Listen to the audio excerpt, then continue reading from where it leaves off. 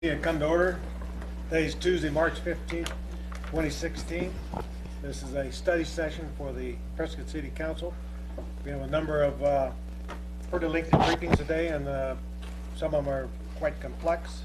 So I think we need to get started on this. I want to welcome everybody for taking time out of your day to come in here and find out a little bit about what's going on at the city and some of the issues that we're facing. Roll call, please. Mayor Oberg. Here. Mayor Pro Tem Lamerson. Here. Councilman Blair. Yes. Councilman Lozelle. Here. Councilwoman Orr. Here. Councilman Shiska. Here. And Councilwoman Wilcox is absent excused. You have a quorum. Okay, thank you. Here we'll go with the first discussion item. Item 1A, presentation by the Reason Foundation regarding PSPRS reform.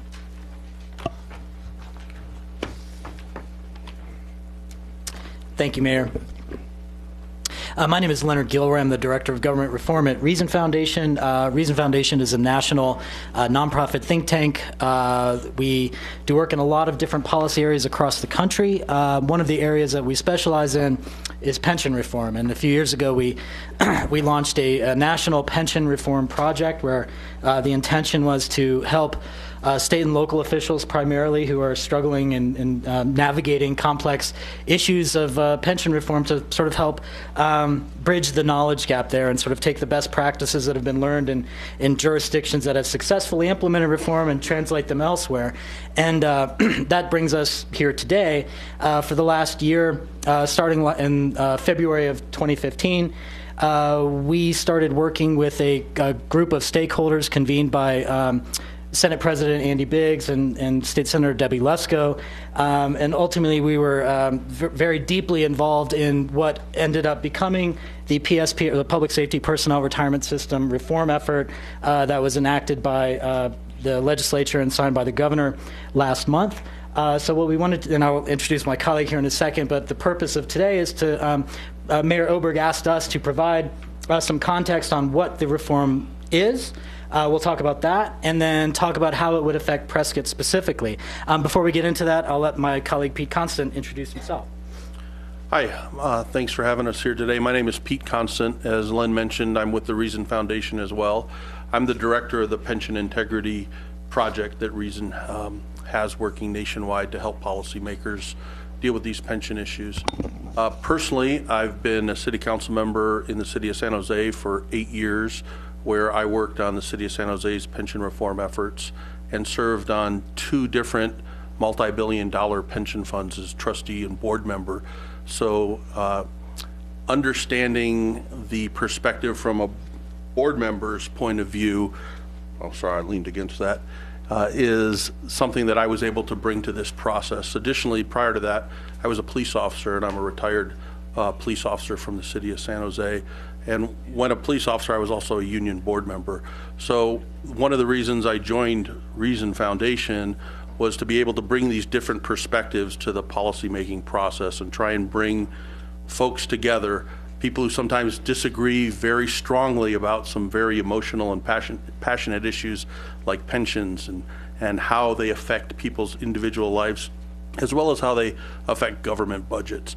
So that was my role in this process. We're going to talk to you a little bit about the reform, as Len mentioned, and the impacts, and we'll be open to any questions you have. We know that this is a very complex policy issue, and the implications of the reform is multi-tangled. There's lots of different elements of the reform. They all have different impacts, and we know that each of you may have different levels of knowledge of how those pensions impact you as employers and how they impact your employees as employees and retirees. So by all means, any questions that you have, we'll be more than willing to attempt to answer them for you. And I'll turn it back over to Len.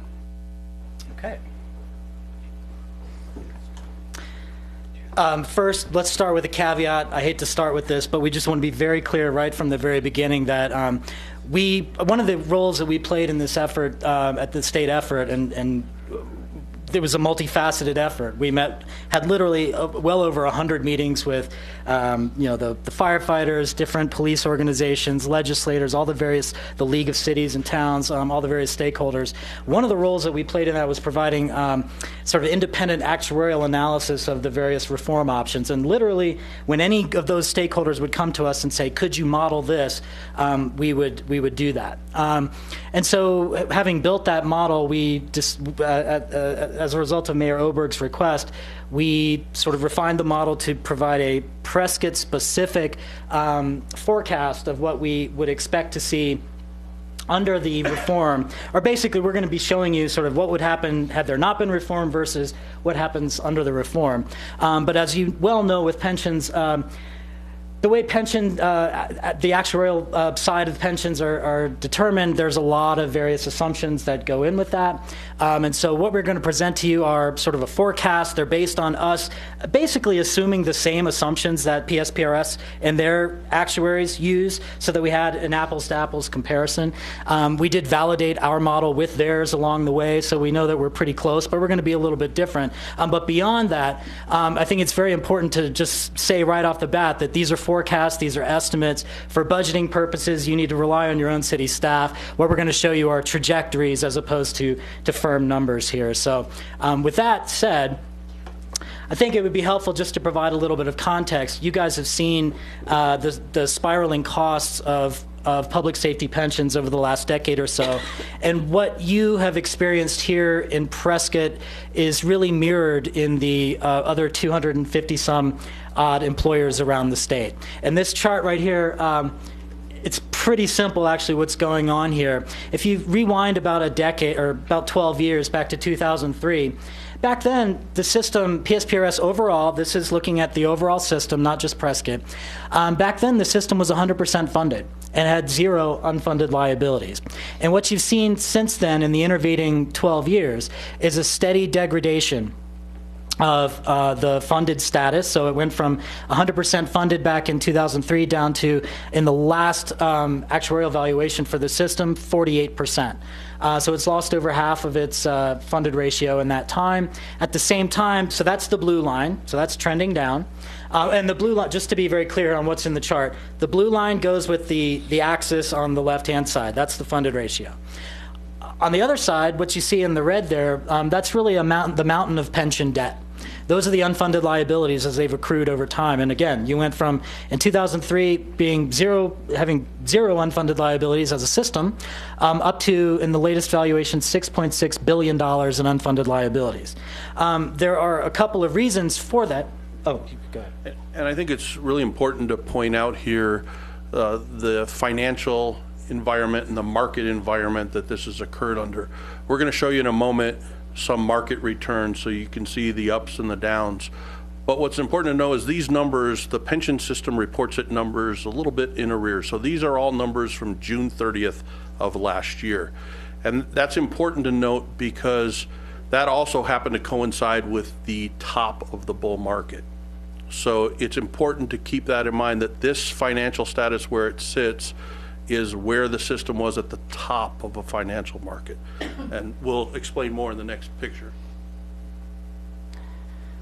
So this slide looks a little complicated, but in terms of why did that dynamic happen? Why did you see the dramatic decline in funded ratio and the ramp up in unfunded liabilities?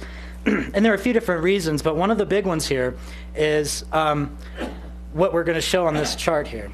Let's see. Okay. So the pointer's not working, so I'll describe it by color. What you really see here is, so the green line, it's sort of the faded green line there. That is what the PSPRS system has assumed as its annual rate of return. Okay, for the last, this is going back about 20 years. And it's gone from about 9%, it's sort of ratcheted down a little bit. Most recently, they dropped it down to 7.5% assumed rate of return. Okay, so that's what the system bases, that's their expectation of what how they're gonna perform.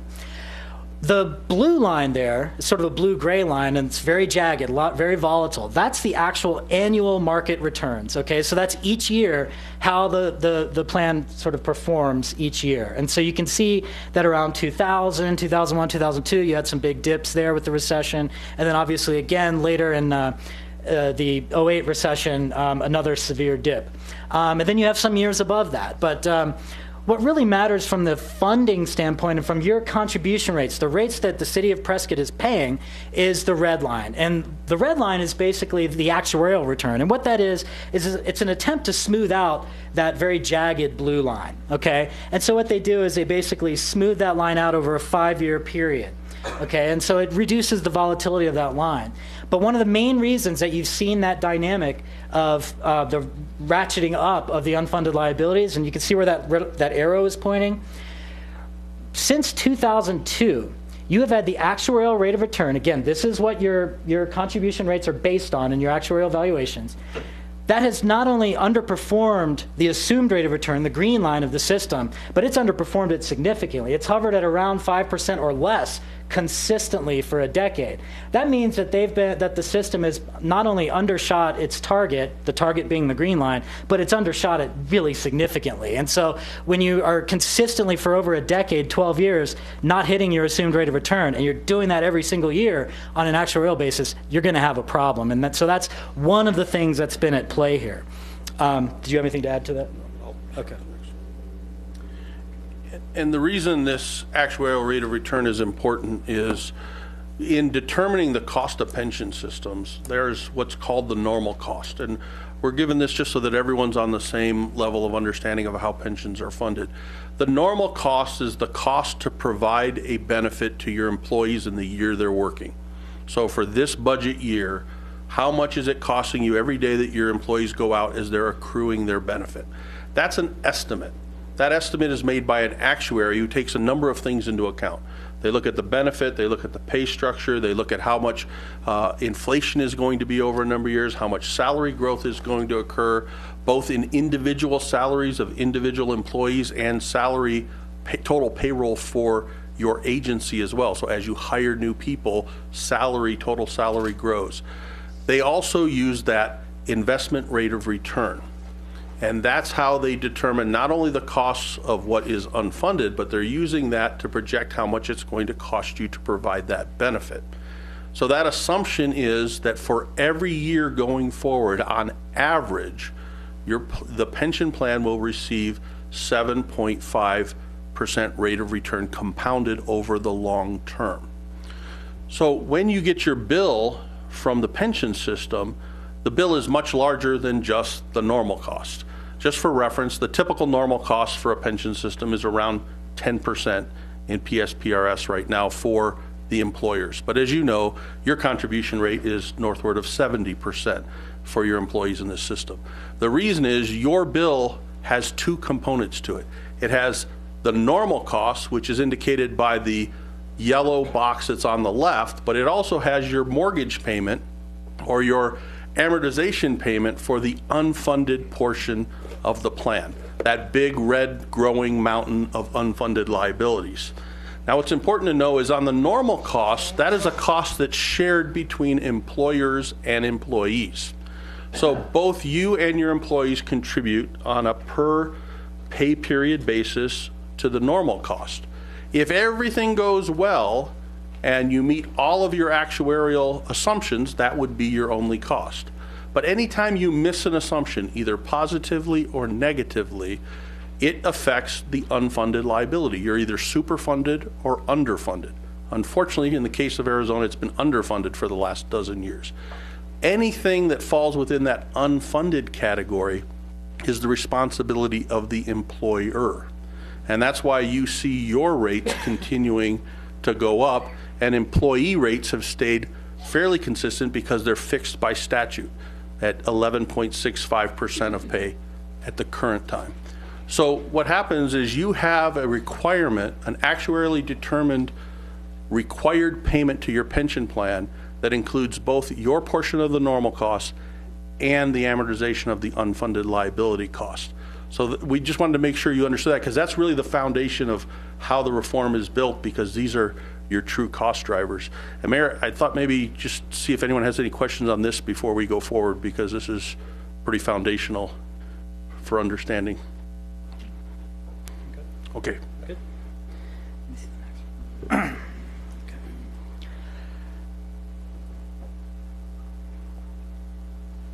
Actually, before we go to what we're going to be primarily focusing on the bulk of the reform is prospective in nature, meaning it will take effect next July, starting July 1st, 2017, and would affect all the new hires moving forward. However, just to sort of wrap up the context here, one key piece of the reform actually, and again, why you see this dynamic that we talked about, is that there was also, in addition to just underperforming market returns, you had another real problem fundamentally built into the structural flaw, you could say, built into the PSPRS system until this reform. And that was something called a permanent benefit increase. It was essentially the method of adjusting the benefits that retirees receive over time to sort of keep up with what's happening out there in the marketplace. And the way that the PSPRS permanent PBI, permanent benefit increase structure was designed was it basically said any returns that you have in a given year over 9%, that we're going to take half of that and move it over to this side fund that we will then use to pay out essentially adjustments to the retirees' benefits. The problem with that is basically pension systems are going to you want them to hover around 100%, and in good years they're going to maybe go a little bit over 100% funded, in bad years you dip down, but you want the good years, you want to capture the upside of the good years to be able to make up for the bad years, okay? Well, what happened is with a mechanism like this permanent benefit increase, they would basically skim off the top of all the good years. That meant that when you hit the 2001 recession, when you hit the 2008 recession, you didn't have those sort of reserves there, so to speak, working for you. And so you're kind of skimming those out, and because you were paying those out as permanent benefit increases, you're actually adding to your liabilities at the same time. So you had this dynamic that even though, as Pete said, you look at the last few years there where you've had a historic run-up in the markets, PSPRS was continuing to degrade through that entire run-up in the market. So there was also a structural flaw that was part of the reform package, and it's also, you'll see that as part of the ballot measure that's coming as a result of this in May. But as I mentioned, the bulk of the changes here involve the prospective changes for new hires after July 1, 2017. And so essentially here, new employees after that date, on or after that date, will have a choice. And the choice varies depending on whether the employer, meaning the agency, participates in Social Security or not.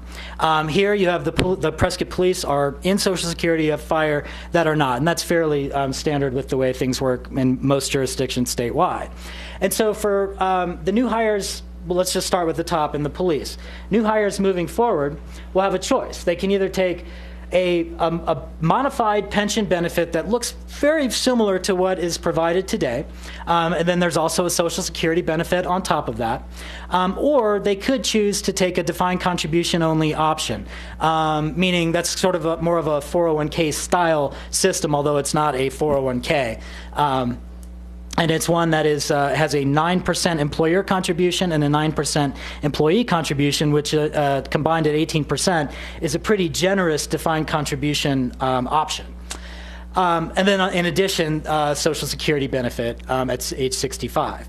Now, if you are not in Social Security, which would be the case for Prescott Fire, then it's basically a similar choice. You have the same defined contribution only option at 18%, which is 9% employer contribution, 9% employee, or a hybrid, which is essentially a modified defined benefit, very similar to what's provided today, plus a small defined contribution component on top of that. And really that is really more of an attempt to get at least some kind of parity between the two in terms of what's provided at retirement. Did you want to add anything to that? Okay. Now, just to talk about what the goals were, the reform process was a very long process with many, many meetings, many, many interests, many, many stakeholders, as we described. But just to summarize and kind of cut to the chase here, I want to be very clear about what the reform was intended to do and what it was not intended to do. Let's start with what it's not intended to do, because I think a lot of that is, some of this is pressing on the minds of you as elected officials here in Prescott. Number one, the reform does not reduce benefits earned by retirees and current members. This was not an attempt to come in and sort of gut benefits. That was not the purpose of this, and that is not what happened. We did change some of the sort of mechanics underneath how those benefits are structured, but the bottom line is the actual benefits that are received are not dissimilar from what is provided today. However, I should also be very clear here, and I know that you have forecast of, north of $70 million of unfunded liabilities today, which are projected to grow up to, the last estimate I saw here was about $165 million over the coming decades. This reform does not eliminate those unfunded liabilities. That would be legally very, very, very difficult to do, and that was not the intent. The intent was essentially take a system that was spiraling and basically contain that problem and put it on a sustainable path moving forward. And so this will have, the reform we anticipate will have a small effect on the unfunded liabilities, as we'll show you moving forward. But what we really wanted to do was, with every new hire moving forward in the coming decades, put this system back into a more sustainable path. And so, and that's what, when you look at the bottom of this slide here, what the reform does do. The primary goal here, we were not asked by the legislature to reduce costs. That was not the goal. The goal was to reduce the employers, in this case the cities, and thereby the taxpayers' exposure to the risks that are inherent in a defined benefit pension system, and that long run exposure to financial risk. Now, we did. Just because of the way the negotiations and the benefit structure worked out, even though our goal was not to get significant cost reductions, we estimate that we do still, that you will see some cost reductions with every new hire moving forward after the effective date of July 1, 2017. And the amount of those savings, as we're going to show you in a minute, will depend on what choices are made by the new hires in the police system and the fire. And if I could just clarify, when Len referred to cost, he was referring to normal costs. So the goal was not to reduce the normal cost of 10%, because I think everyone pretty much recognizes 10% is a reasonable amount for employee benefits to be paid, to put aside for retirement. But it will reduce the cost related to unfunded liabilities for new employees, because we recognize, and not only in our analysis of the plan, but talking to elected leaders like each of you and at the state level, it's the unfunded liability contribution that's causing contribution rates to oscillate and be very volatile and wreak havoc on budgets. So all of our focus was on how do we reduce that risk, which reduces the volatility, which brings predictability to the contribution rates, which helps you have certainty in your budgeting going forward. Okay, with that, well, before we get into the numbers, I'll ask again, are there any questions at this point? Yeah, Dr. Machiska? Yes, thank you. A couple of questions. When I relate this, I relate to Social Security. If there are fewer people paying in, are there going to be more strain on the benefits being paid out? In your plan up here, those people that are going forward after July 2017 are going to basically be out of this plan. Or is that true or not? No, that's not exactly correct, Council Member. Okay. So Social Security is a completely different type of structure than these public employee pensions. Public employee pensions are designed to be pre-funded through the normal cost. So whether you have one employee or 100 employees really doesn't matter, because the normal cost, if it's calculated accurately, should be rather predictable, and that's what we've attempted to do in the reform. But what we've specifically done here is not close the retirement system. We've created a new tier of benefit within the system. So current employees are in PSPRS with, and there's already multiple tiers of benefit. There's tier 1 for employees that were hired before 2012. There's tier 2 employees that were hired before 2012 but had less than 20 years of service. Then there's tier 2B members that were hired after 2012 and up to the effective date of this legislation, and now there'll be a tier 3. So it's really keeping the same system but providing a new benefit level for some members. And the reason for that, and Len mentioned this, is we're so restricted on what you can do for plan members and retirees because of existing law, both written in your Constitution and the federal Constitution and all the court cases that have really constrained what you can do with those existing problems. Okay.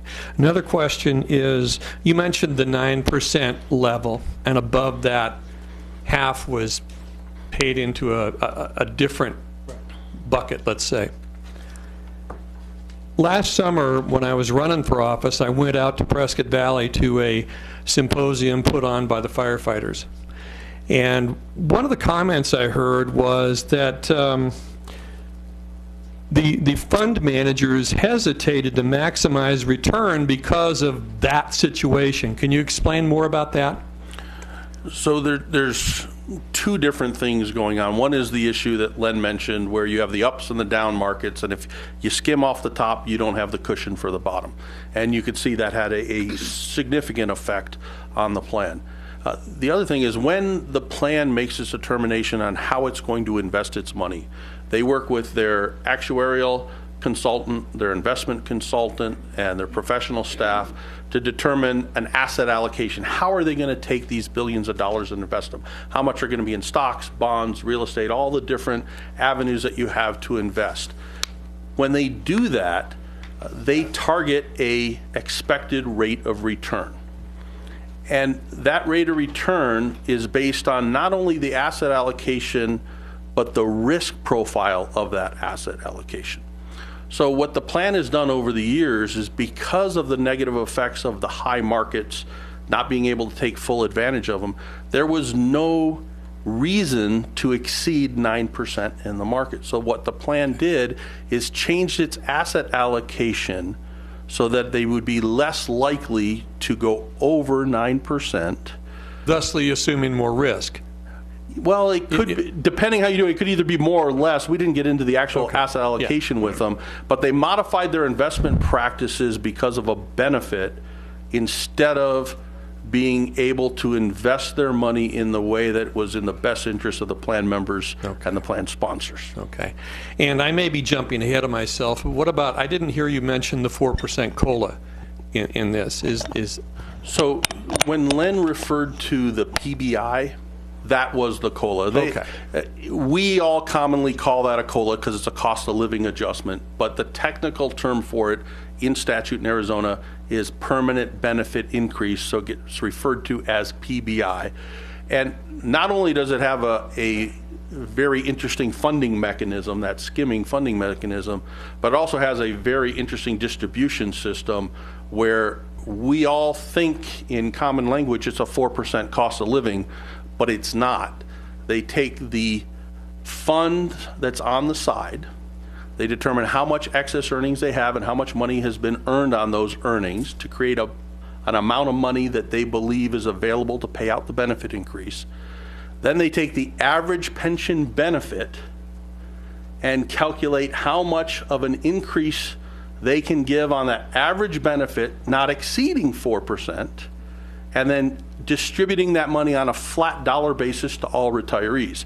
So if Len retired with a $100,000 pension, he may get a $2,000 or a 2% cost of living increase. If I had retired on a $50,000 pension, mine would be the same $2,000, but it would be 4%.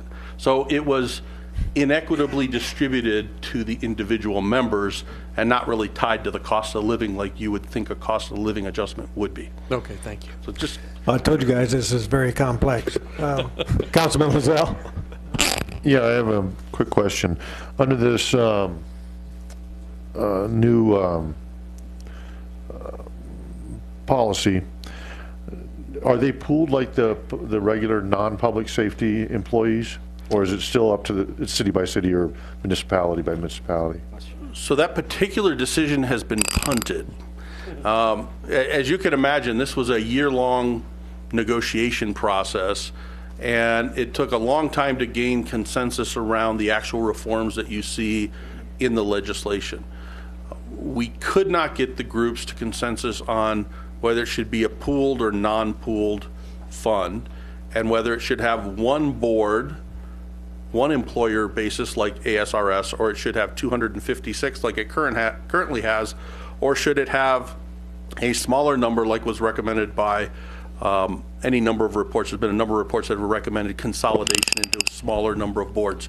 So in the legislation, it tasks the new retirement board, because one of the things we didn't mention is there's some governance changes in this legislation as well, which will create a new pension board.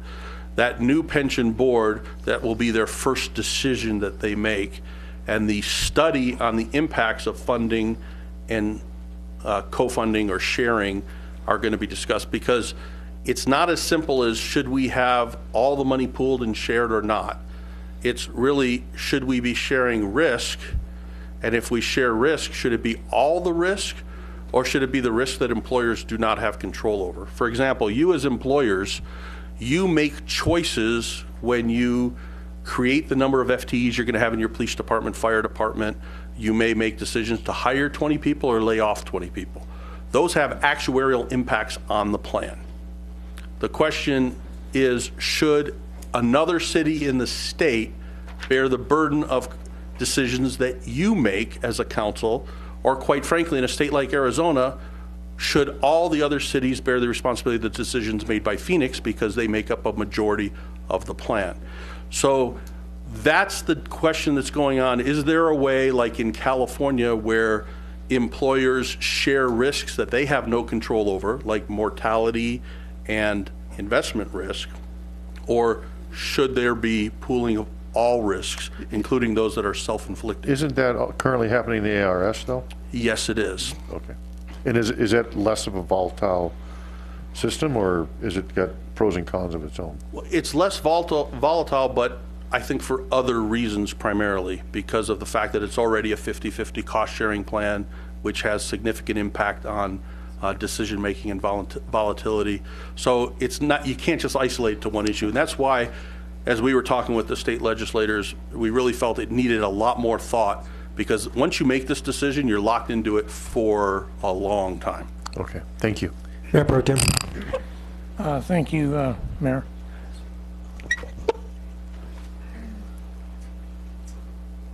I'm looking at some of what you guys have presented to us. My question would still be about the same as it was when we were one-on-one. You know, we take in about $28 million a year with a 2-cent sales tax, give or take money here or there.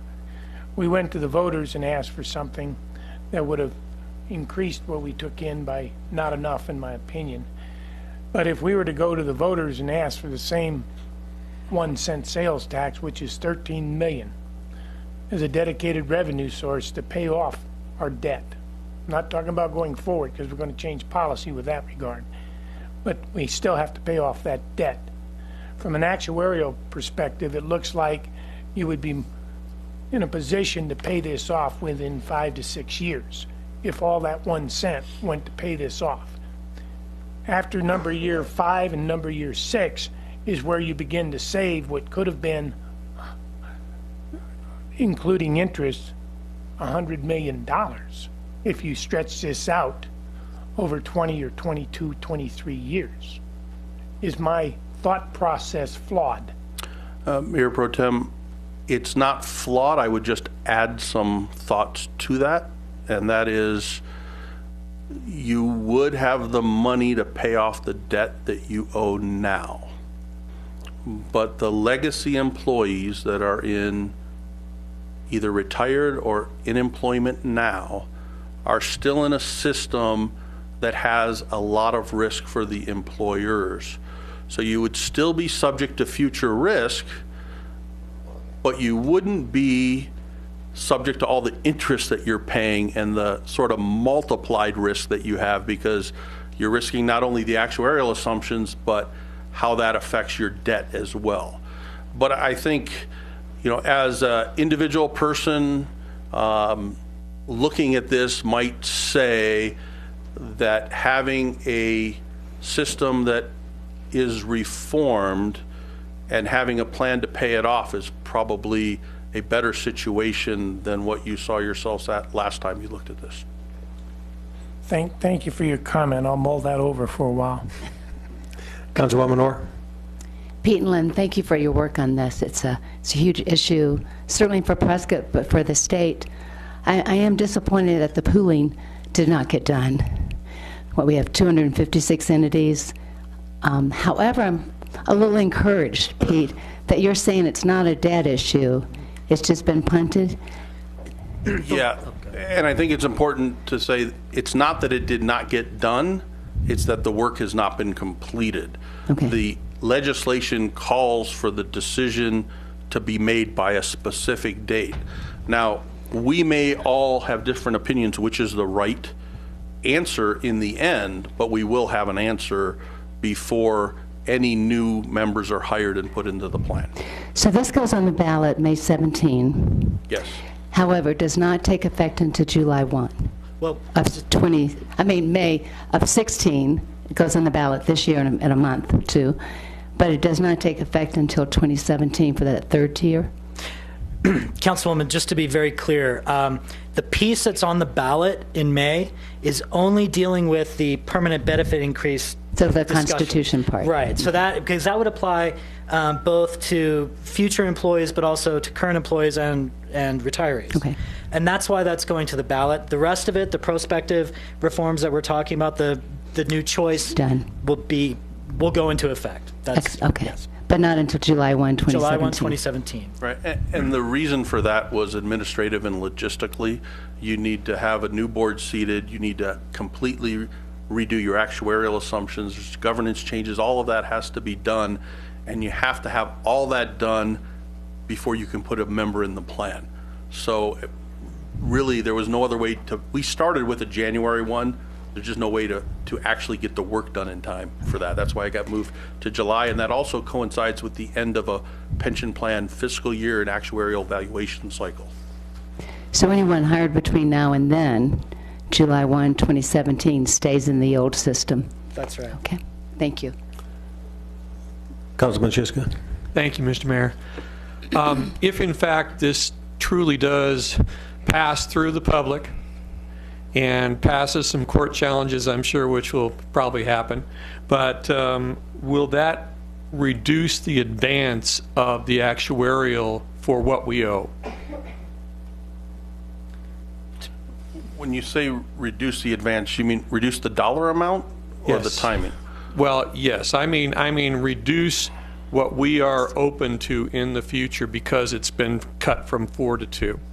I think he's talking about growth. Yes, that's what I'm Growth of talking debt. about. Yes. So if it will go into effect immediately unless a court says otherwise.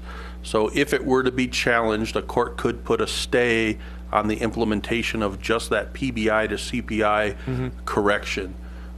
I will tell you, we spent a lot of time looking at the legal analysis and the case history of contracts clauses to make sure that there is a very good foundation in the public record that should satisfy a court scrutiny of a contract clause issue. So we feel very confident, but as you know, courts do crazy things sometimes. Yeah, I guess my question was, the 70 million is 70 million or 72 million, whatever it is today, and if in fact we added the 4% in year after year after year, the actuarials would say this is what it's going to be at some point in the future. Would it reduce that amount? Yes. We'll show you that in a slide Okay, coming thank up you. here. We have a graphic Appreciate that. illustration showing that trajectory versus the reform. Now, it's not a huge difference. And again, Right. going back to that goals slide, the goal wasn't to eliminate current unfunded liabilities. As much as we wish we could do that for all the distressed employers out there, that's just that wasn't in the cards. Sure. So the debt is the debt, and the debt has to be cleaned up. And one of the most useful analogies that we've used to describe this as, you have to think of this problem as it's been sort of festering over the last decade. Think of it like a chemical spill. And the first thing you do in a chemical spill is you have to cap the spill, right? And that's what this reform is really intended to do, is to cap that spill. And then the cleanup work of cleaning up what has spilled already is going to be a tough slog for you, and it's going to be a tough slog for every other jurisdiction that has had challenges, and everybody's going to have to find their own solutions to this, and there's no easy way around that. But we do think there will be some improvement on that front, but it's just not a huge number. But we'll show you that in a moment. Thank you. Thank you. Okay, you got about 20 minutes, then we're going right. to have to move on, so. Let's go. Okay, so as mentioned earlier, if you comparing sort of new hires before and after the reform, we project that there will be a cost savings. It's not a huge cost savings, but a dollar cost savings for every new employee, no matter whether they're in police or fire, and no matter whether they choose the defined benefit option or the defined contribution only option. And the amount of savings that you will see really will depend on how fast you're sort of replacing employees over time. And so, again, we're just going to show you numbers that are assuming the same kind of assumptions that the PSPRS plan overall assumes for all of its employers. Your experience may differ just depending on what that turnover looks like in your local circumstances. So again, this is meant to be trajectory, not take to the bank numbers here. So let's start with the police department. And now what really, I think you're probably going to be most focused on the top side here, which is the employer. And we're going to show you a set of slides that are all laid out like this. And what we wanted to do is break down, so this is looking, SB1428 at the top, that's the legislation that enacted the reform. And this, what was called the hybrid plan, that is basically the modified defined benefit plan. And we're going to show you this compared to the defined contribution only plan. So what you can see in terms of contribution rates is sort of in that top half here. And so just on a normal cost basis, again, that's the cost of pre-funding this year's benefit for each employee, you're looking at, for the police side, a significant reduction in the defined benefit normal cost from 9.4 down to 5.8% of payroll. That's all these numbers are in percent of payroll, at least in those middle columns. We show, we take a $50,000 new hire just to show you what that translates out to in real numbers. So you take that, then you add the 6.2% employer contribution to Social Security, and you can see those total contribution rates there. So there you're looking at about a 20% reduction in each new hire in terms of, now this is not, let me just say here, we will show you in a moment, once you add in that unfunded, the pension debt payment, the unfunded liability amortization payment, because you're probably sitting there thinking, wait, we're paying 70%, around 70% today. We're going to show you that in a second, but what we wanted to do is isolate out first those normal cost savings here. And so on a $50,000 new hire, you're looking at a reduction from $7,800 down to about $6,000 of a contribution under the reform. Before I move forward, any questions on that? Because the next set of slides are going to be very much like this. Okay. So staying within the police department, now we'll talk about what does it look like for the defined contribution only plan. And again, that was the 9% employer, 9% employee contribution. So there you're getting less of a cost reduction compared to the current new hire normal cost of 9.4%. It's 9%. So you're, and then you add in Social Security. It's a slight difference. It's just a couple $100 for the $50,000 sort of prototypical new hire. I guess the difference, though, when you're talking, it's not a big cost savings, but in terms of risk reduction, you're getting a massive risk reduction because, as you know, in a 401k style plan, you pay once, then you're done. You don't have the risk of not hitting assumed rates of return and that sort of thing. And so, you're getting maybe less on the cost saving side, but you're getting more in terms of risk reduction. And we're going to detail the risk reduction element in a little while here. Can you explain the maintenance of effort? Sure. Okay, so that's on the employee side. And after SB 1609, Senate Bill 1609 a few years ago in 2011, so when Pete was talking about you have multiple tiers in the system now, I think in answer to your question earlier, Councilman, the current tier, what we call Tier 2B informally, the current tier of employees is basically has a set contribution rate of 11.65%. But 4 percentage points of that is called maintenance. They call it maintenance of effort. And what that really is it's a 4% contribution to pay down unfunded liabilities in the current system. And then the remainder, the 7.65%, goes into the pension system like a normal cost contribution. So that's what that is. And so if you look at the 7.65 above it and the 4%, that adds up to the 11.65. Right, and this is, and Pete just reminded me of a very good point that we should say. We talked about legal risk a moment ago. There are certainly a couple of cases out there. The Supreme Court just heard one, and that still relates to that SB 1609 reform made a few years ago. You had the Fields case, I guess 2 years ago now, that basically undid a component of that reform, added new cost into the system that you guys had to deal with already. There are other cases that are still pending out there that could have that same kind of effect. And so we'll know later this year probably. The Supreme Court has heard that case. And so, what we're showing you now assumes no change moving forward. We want to be very clear that if that Hall case comes back and sort of unwinds more of that previous reform effort, your costs are going to rise proportionate to whatever that, and who knows what would happen in that decision. That's really up to the courts. So we didn't make an attempt to estimate what that would be, because really the courts could do any number. If any number of outcomes could happen there. So we just assume that the status quo as of today happens moving forward, but that's also a risk out there. Okay, so moving forward, in the fire department, same thing. We're first looking at the defined benefit hybrid plan. Here, again, you get a reduction on the defined benefit normal cost from today for status quo versus under the reform of 9.4 down to 5.8% of payroll. And then, as I mentioned, there's a small defined contribution element to that, which is a 3% employer contribution. It's 3 and 3, employer and employee, for a total of 6. And when you add that up, you get the total normal cost contribution rate drops from 9.4% down to 8.8. And as you can see, it translates into about a $300 difference on the $50,000 employee.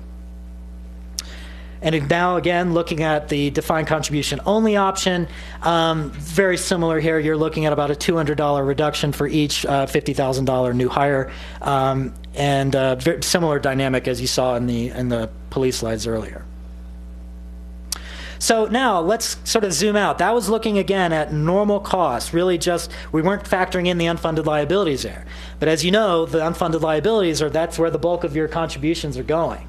And so when you add that in, now here, Councilman Sichka, this is starting to get to the point, we'll show you a slide later that really shows you where that divergence happens, but you asked, well, do we get any impact just from changing that permanent benefit increase structure? You see it right here, and it's in that unfunded liability amortization, the legacy payment there. Under the reform, we project a slight drop here in the early years in that unfunded liability amortization payment, and part of that is attributable to just the change from going from that 4% PBI to a 2% CPI-based COLA. And then the numbers on top, the defined benefit for Social Security, those are the same numbers we just showed you. But adding in the unfunded liability amortization payment, you can see what those total contribution rates look like. So you're getting some relief there of about a little over $2,000 per employee on the, again, assuming a $50,000 new hire. And now that's for the hybrid plan, and then we show you the defined contribution only plan underneath that.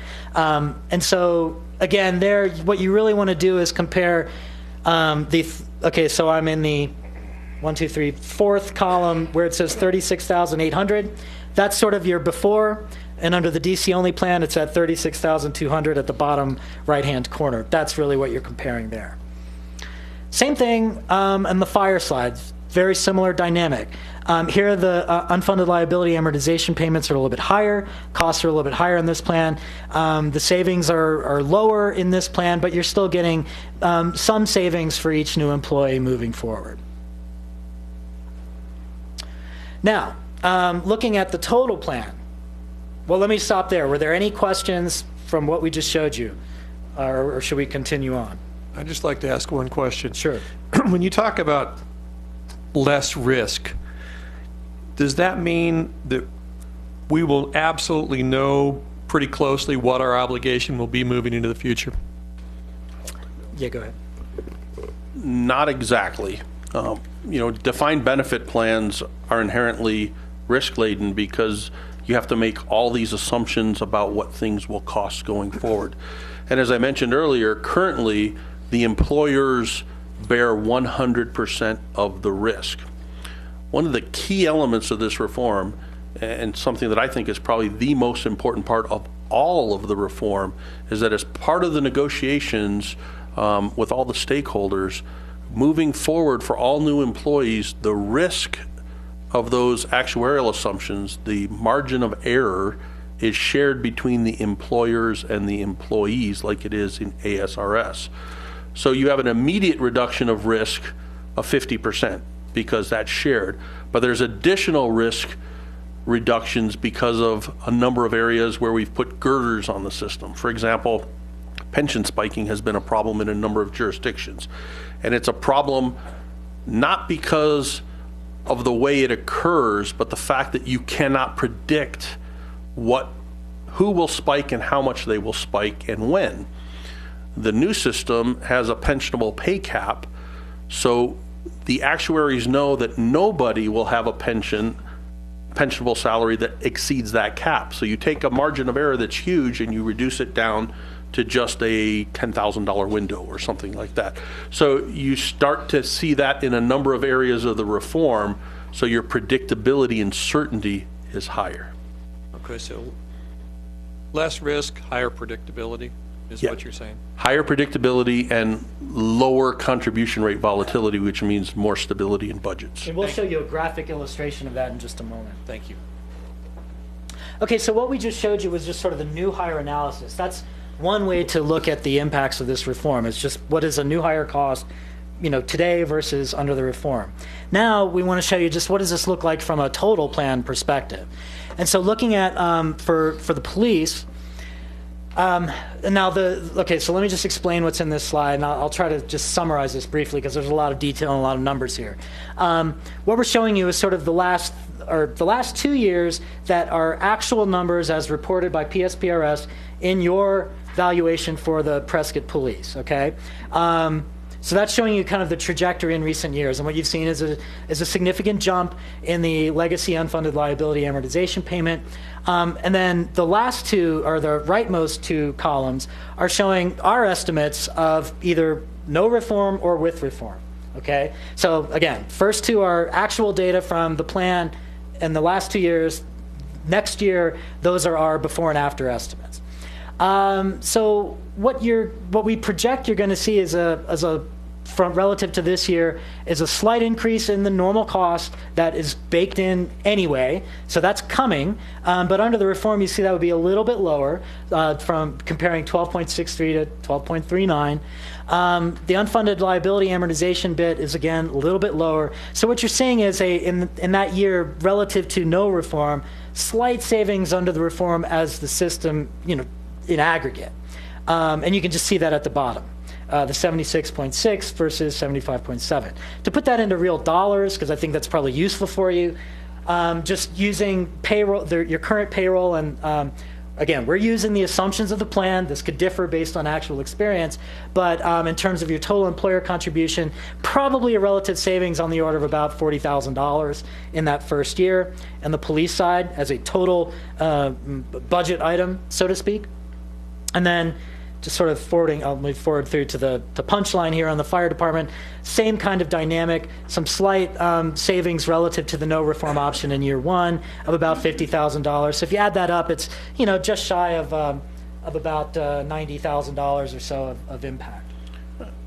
And keep in mind that because of the way the reform was crafted, where there's no relief from unfunded liability costs, the only real savings you're going to get is as you hire new employees, and the savings are relative to what you would have paid had there not been reform.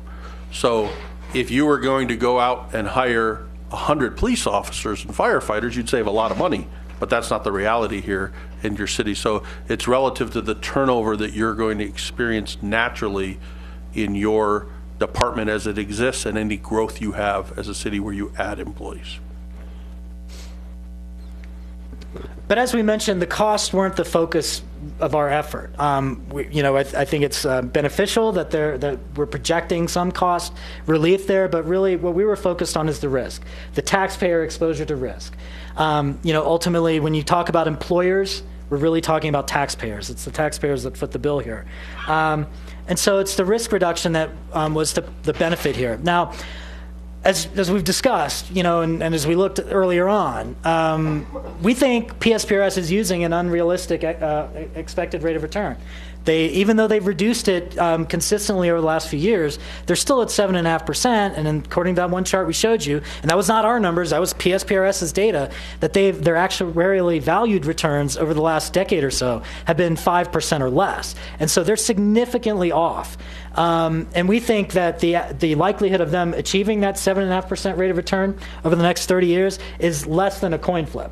Okay, so 45%. And frankly, that's not unusual. That is pretty standard in public pension systems across the country, that kind of number. Really, you're talking oftentimes about a coin flip. That's why governance changes and cost and risk sharing are so important. Because when you have boards that make decisions that bear no risk of bad decisions, there's not as much scrutiny on the decision-making process. So one of the key elements here is, as the reform I mentioned earlier is going to equally share risk between employers and employees, the makeup of the board of trustees for PSPRS is going to be reconstituted to have equal representation that mirrors the risk of the plan. So now the people who are going to be making decisions, there are a number of them that are going to have their own wallets affected by the decisions, because the contribution rate for being wrong, the changes in contribution rates, will affect employees. Now, I've watched this similar type of transition of governance in pension boards happen in real time in other jurisdictions, and the level of discussion that happens at the pension board changes significantly. Because if you look at it right now, they have been looking at 12 plus years of subpar performance as an anomaly in the market. And I have to ask you, if 12 years does not constitute a trend, what does? And so I think that's something that you will see a significantly more analysis and a lot more critical decision making going forward, and that is by design in the governance changes that we are making.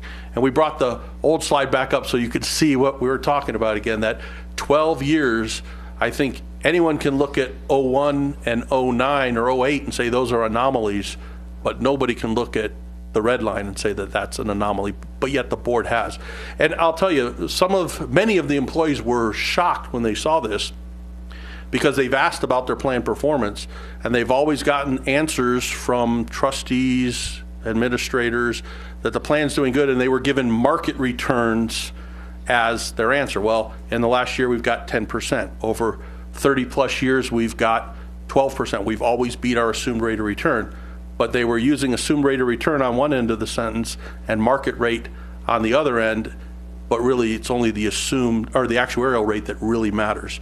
So again, it's focusing the decision making in accordance with risk, we think is going to make a really big difference. And we're going to show you how much of a difference it can make in dollars and cents here as we move forward. So in terms of risk, one of the questions would be, well, what if this, as Pete mentioned, well, maybe the 5%, if you're going on 12 years now of being 5% or less in terms of meeting your assumed rate of return, that's probably a trend. What happens if that continues? Okay, so what if that 5% pattern continues moving forward? Well, as we've mentioned, because of the 50-50 full cost sharing under the new tier moving forward, that will limit that risk exposure. And what we're showing here is basically the red line is showing what are those unfunded liability payments, essentially the 70% or so that you're paying now. What does that look like if you continue on a 5% average rate of return for the next 20 years? So what we're saying is current trend continues for the next 20 years. Now, is this an unrealistic assumption? Maybe, but we wanted to show you what's a bad scenario look like under the reform. And what you can see here is that the blue line is showing the reform. What you're seeing is that even after 20 years of the same kind of performance that you've had, which has led to the spiraling unfunded liabilities, the rates associated with those unfunded liability payments are going to be pretty well constrained. You can see that that line raises a little bit over that time frame, but it still stays under 80% relative to the 68% or so that you're seeing today. And this is in the police plan. You see a similar dynamic in the fire plan. Fire is a little bit more, a little bit higher on that percent of payroll end, but again, you get a significant difference there, assuming the current trend continues. Now, we hope it doesn't continue. That was for a part of the thinking in terms of all the governance changes and board composition changes and the incentive structure that we tried to embed in this reform. But anyway, this is what a bad scenario looks like. Mr. Mayor? And, Mr. Mayor? Is there rules in place for investments that allow them or don't allow them to invest in certain things? Because 5%, the person that handles my retirement, it's cakewalk to get 5%, and I don't understand why they can't get above 5%. it is, yes, there are investment policies that the board has, and I think that the newly composed board will probably set some new investment policies and asset allocations going forward. Thank you. Now, these charts are nice looking, but they don't mean a lot as how it's going to affect your budget, but the next slides are going to, and I want to set them up before I show them to you because they're a little bit busy. So you've heard me say a couple of times the volatility of contribution rates and how it impacts your budget. I can't tell you how much it's going to impact your budget in actual dollars, but I can give you a range. I can say if the fund gets 10% returns, your contribution is going to be within this band. If it gets 9%, 8%, and I can show you the differences. So we're going to show you a slide now that shows how much contribution rates can vary in the future for new hires with and without reform. So you can see the lightly shaded numbers. If the plan can have anywhere from 0 contribution rates to 70% contribution rates over the long term, looking out 20 years in the future, if the plan experiences really low rates of return. The darker lines show you the contribution rate volatility under the reform. So you can see that while we can't tell you exactly where it's going to land, we've constrained the range that it can fluctuate within significantly. And we banded it by percentages. You can see the legend to the right. Obviously, we hope to not be in the red zone moving forward. And these are long-term, if you have these sustained over long terms like we showed you with the 12 years it's been experiencing the return. And this is for the police department. We'll show you one more with the fire department. So you can see the same type of effect there. And what this is again, reducing the forward-looking risk, which reduces the volatility and the contribution rate fluctuation, which will hopefully bring a little more certainty to your budgets as you move forward. Unfortunately, whenever you're in a defined benefit plan, you have to know that there's risk and there's things that you just can't predict. Because if we could predict the market, we'd all be really rich. But we have to just make reasonable assumptions based on not only what's happening retrospectively, which I think is the only thing that has been occurring recently, but also what we believe may happen in the future given the market. And then with that, just one last point to make on the risk side. And again, this goes back to your question, Councilman. If you want to see, this is really getting to your question of the trajectory of liabilities in the system. And so the red line there is sort of showing, it's showing these are all liabilities, okay? This is what is funded, what's unfunded, all together, the total liabilities of the system under the reform versus, without the reform versus the reform.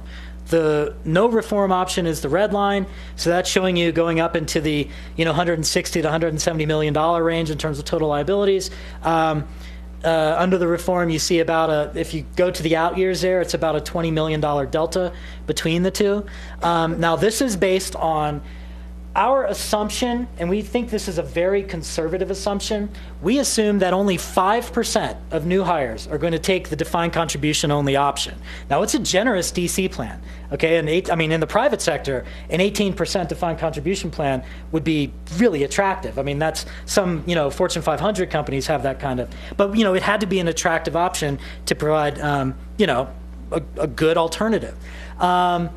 But however, this number these charts are based on only 5% assuming or taking that defined contribution only option. What we could tell you is that in the state of Utah, which passed a similar reform statewide a few years ago. I mean, the reform's a little bit different in terms of how it's designed, but fundamentally, new public safety employees, all employees really in Utah, get a choice between a defined benefit or a defined contribution only option.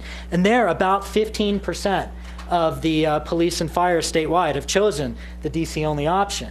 And it's a less generous one, too, than in Utah, or than in Arizona under this reform. Theirs is 12%, this one is 18%. They have about just shy of 15% have chosen that. So we are hopefully underestimating the number of people that would choose that DC-only option, because the more people that choose that, the more that blue line starts to bend down over time. Okay, and so if it was all defined contribution, it would bend down to zero, because you would have no liabilities at some point in the future. But there's a choice, and depending on how many people choose it, that will depend on where that blue line moves over time. And also, just to be clear, there's more than one reason for giving employees choice. One is it's just a good idea. Good employers provide options for their employees. But from an employee perspective, if you have a plan that continues to perform in the way that it has and continues to, say maybe the reform, the voter initiative portion of the reform doesn't go forward, is overturned, and the plan continues to degrade, they have an option to get into something that is sustainable for their future. So we hope that that's not the case, that they'll need to do that because PSPRS continues on the path it's on. But we hope that if it does, they have an option. But also, as we reform and repair the plan, they have two good choices in which to go forward. And also, just the employee choice portion is also valuable, because we have found that not only in Arizona but nationally, the younger, more millennial type workers they're increasingly choosing portability. They want portability in their retirement benefits. And so having a defined contribution only option provides that. And they're much more mobile, much more less likely to stay around for decades in one job. And there might be folks who, we also heard from some of the public safety associations that they were hearing from the chiefs that there were some folks who they didn't think they were going to be there for 25 years, right? They might be coming from out of state, have already gotten a pension somewhere else, what have you. I mean, any number of circumstances in which they're not going to be there 25 years to get the benefit or the full benefit of the current defined benefit system. And so having this defined contribution only option provided a recruitment and retention mechanism. And so there's another reason why that's valuable as well. So with that, we are done. You have our contact information here, but we are certainly happy to answer any more questions that you have today or in the future. Any other question? Okay, thank you. And I think, Catherine, I think you were going to put out some information on when these folks might be heard again.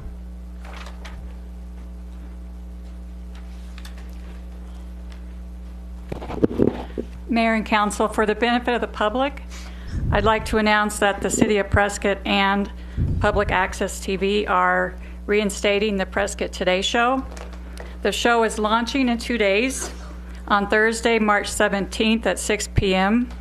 Their first show includes a brief tour of City Hall and a State of the City address by our Mayor Oberg. Going forward, beginning in April, the show will air at 6 p.m. on the first Thursday of the month and then repeat throughout the month. The purpose of the show is to celebrate our hometown as well as inform the public on issues important to our community.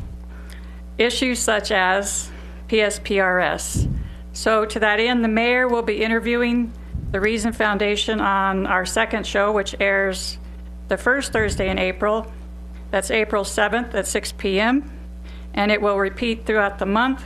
Then the mayor will also be interviewing the Reason Foundation tomorrow, live on KQNA Radio at 4 p.m. The City of Prescott hopes that these two interviews will help inform the public on the PSPRS issue before the vote in May. Thank you. You're welcome. Appreciate it. We're not going to take any comments on the briefing today. We've got a lot on our plate to try and get through, so we'll move on to item B. Item 1B, presentation of the calendar year 2015 annual water withdrawal and use reports. Is this pointer working or not? Yeah, just a minute. It does work. Excellent.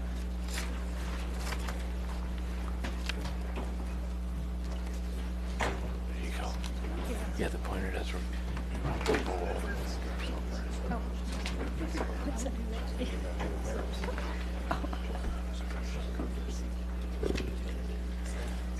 Should I hold or should I? She can start. Okay, you bet.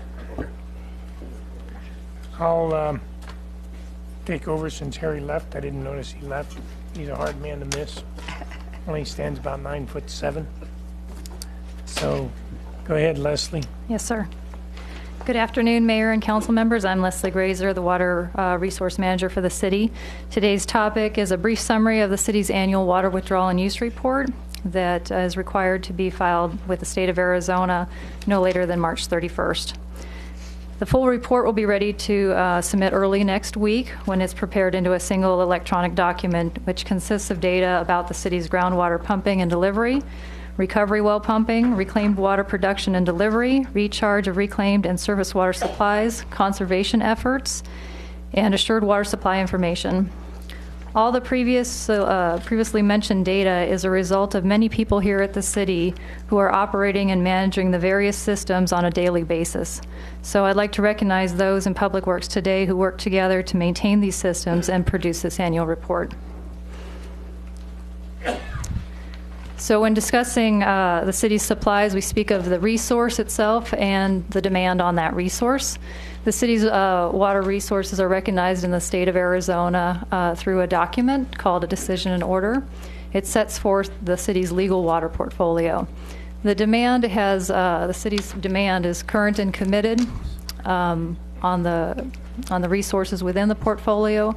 These demands are inside the city as well as outside of city limits. This is the standard diagram that I use on a regular basis. All categories within this diagram we report on, excluding the transported and imported Big Chino groundwater. That is not connected to the city's system yet.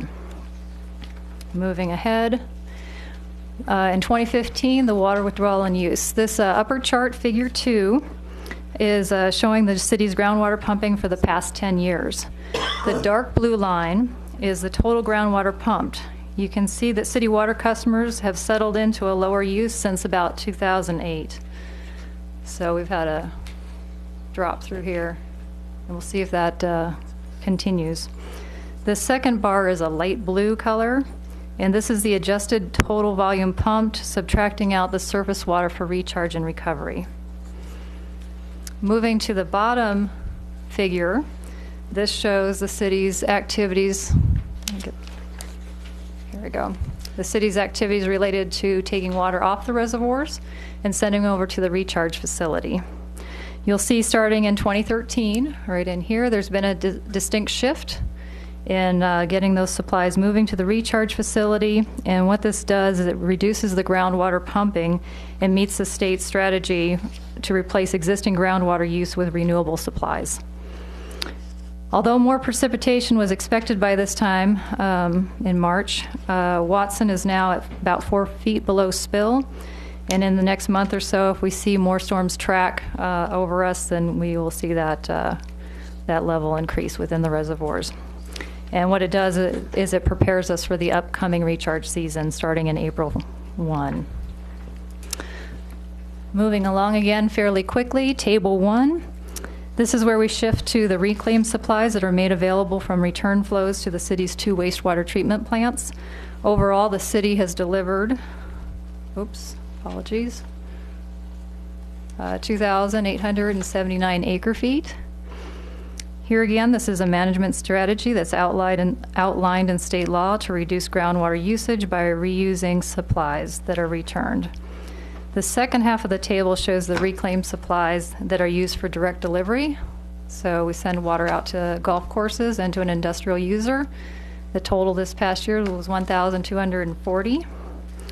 As a historical note, the use of reclaimed supplies on turf was considered the best and highest use of the supply. In the last 15 years or so, there has been a distinct shift again, recognizing that this is a one-time reuse. And if it's recaptured, the supply can be continued to be reused, although it'll decrease a little bit each time. Moving down to the second, Table 2. Here, this is basically a snapshot of current and committed supplies. We have to file regarding our assured water supply and where the houses are being built and what kind of supply they're residing on. And so, once again, a short summary, and we'll just take you to the initial line here. Total current and committed groundwater demand is 9,631, and how we get to this number is that we take an average from 2000 to 2005 of our pumping. We add on the pre-1998 unbuilt final plats and then the pre-1998 preliminary plats. As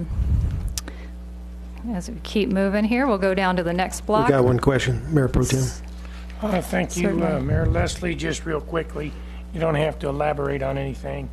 Total current and committed alt water? Yes. And total current and committed groundwater? On the current committed groundwater demand, I think it's important at any time that we talk about water that we expose the public to the fact that the City of Prescott has authority through the ADWR and what we work given, I hate that term with the state, but what we're allowed to extract is up to about 14,000 acre-feet, and the citizens of Prescott and surrounding areas that we have contractual agreements have done a really good job when you look at what we're allowed to pump and what we do pump. Mm-hmm. So I just Yes. like to point that out every time we talk about water, when every time I pick up a newspaper, turn on a radio or something, I hear about how we're ruining the planet, and indeed the City of Prescott is not. Right.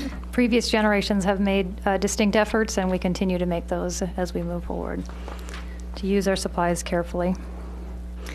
So on Table 2, we're down here at the alternative, and once again, these are individual snapshots, so they're not intended to roll up into a certain volume, but our current and committed alt water is at just about 5,000 acre-feet.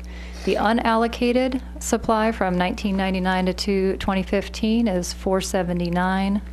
The unallocated 2009 DNO water that hasn't been placed into use, but we've had previous discussions on this volume, is at 879. And then the last piece is the Big Chino here. And this, once again, we've had many discussions on this, that this water's not plumbed to the system yet. Moving ahead, the state also asked the city to explain what the customer base looks like. And here you can see that the city is dominantly residential and commercial. When reporting to the state, the city breaks out the usage by customer type and by month. These quantities, along with water production quantities, provides the determination of lost and unaccounted water. The state's requirement is to remain below 10%. This year, the city has maintained a percentage below 10, and it is 8.7. This is done through the cooperation of water customers and delivery system maintenance and repairs. Okay, a lot of information on this slide, and I won't read it to you, but please recall that in late 2014, the city outlined a conservation work plan for the 2015 through 2018 time period. It would maintain the current elements, such as the tiered rate structure that's in code, as well as the rebate program for the community. However, there would be greater efforts to address outdoor water use and public education. So we're starting to make some shifts there to present tools. Same idea, using water outdoors less, but tools that work for our community. And let's see, Table 3 also shows these 5 best management practices, so I should just address those real quick. This column here, because we're a provider that has to report in this fashion, we select 5 best management practices, although the city employs far more than these. These are just the ones we report on. So what we'll see in the future here is, once again, large focus on outdoor water conservation. And we'll be seeing that in more materials coming out into the public, as well as keeping our focus on the youth conservation. And a lot of that education is also appropriate for any age group. But generally, it's targeted for 4th graders, because that's where they have that unit at school.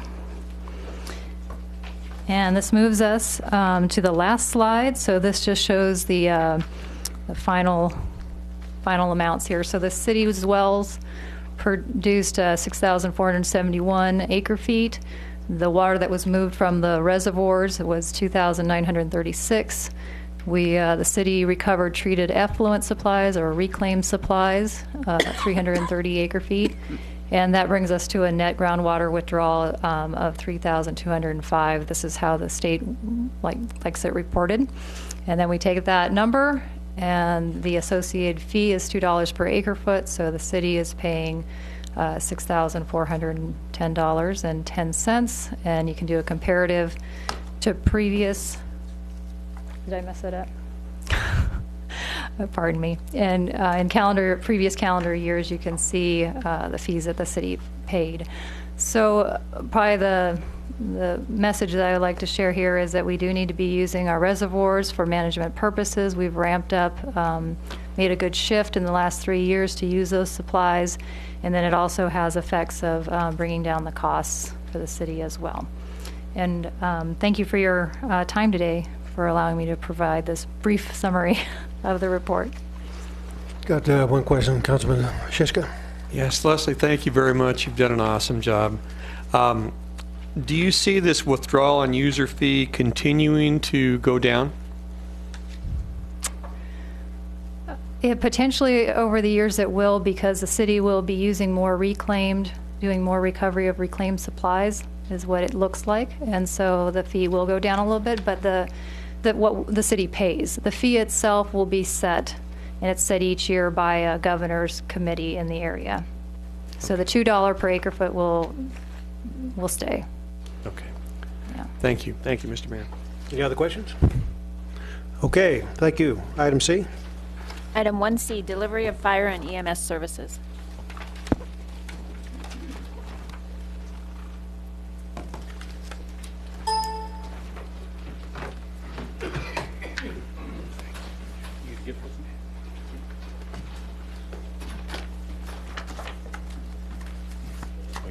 Thank you.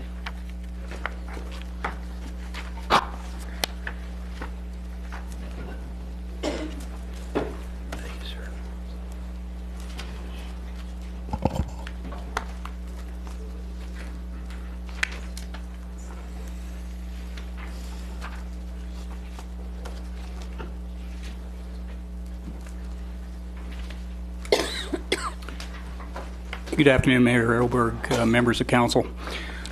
First off, I appreciate the opportunity to stand before you and present this afternoon a little bit about the delivery of fire suppression and emergency medical services to this community. Before we get too far into it, I'm a little bit old school, so I'll be mixing a little bit of old school using the map along with some of the new school with the PowerPoint technology. But with that, I have a number of topics that I want to try to cover this afternoon, and much of it is emphasized around systems. And when I talk a system in this case, I'm talking the collective resources of a variety of different partners within the community of Prescott and the surrounding communities as well. And as such, I'll go ahead and get started and go through this. If you care to, feel free to interrupt with any questions that you might have. It's entirely your meeting to manage there, Mr. Mayor. And with that, I'll try to address those as they occur or at the conclusion. Anyways, a little bit about overview and what I'm going to present this afternoon.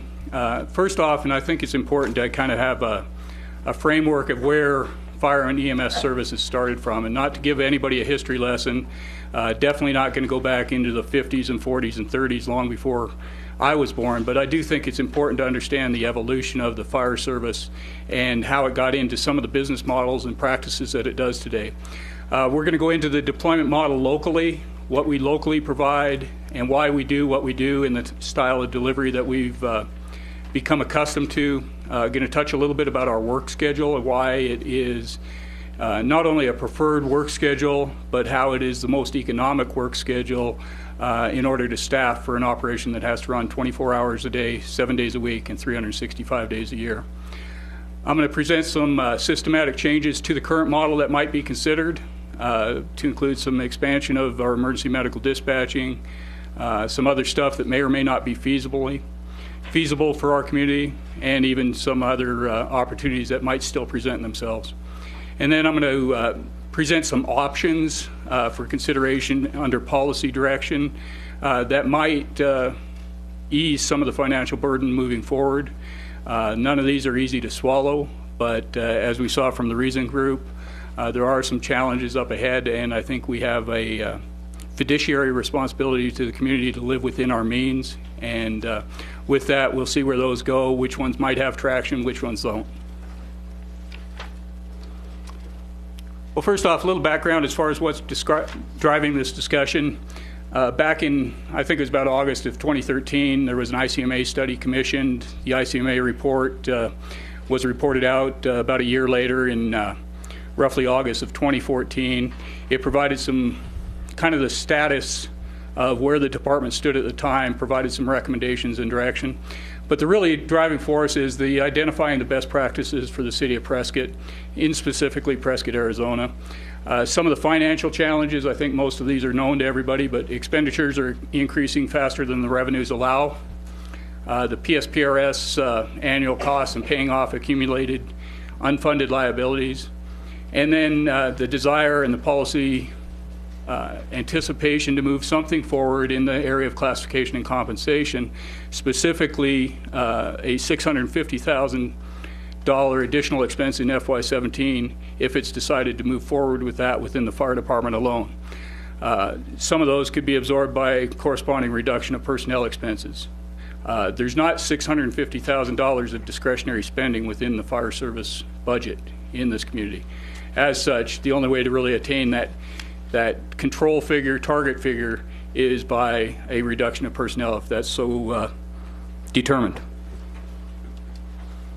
little bit about our organizational chart. Not much has changed in this since the November timeframe. We do have 3 firefighters positions that were frozen effective January 1st. We are a very flat organization.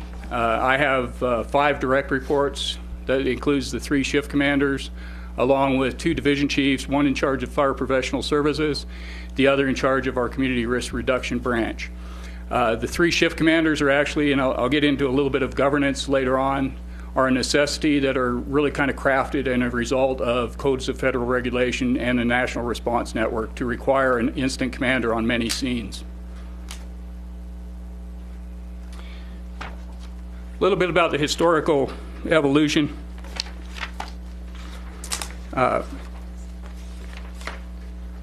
Catch myself up here on the slides, but kind of dates back to the 1960s. Prior to the 60s, not much change between the fire service from the turn of the century up till the 60s.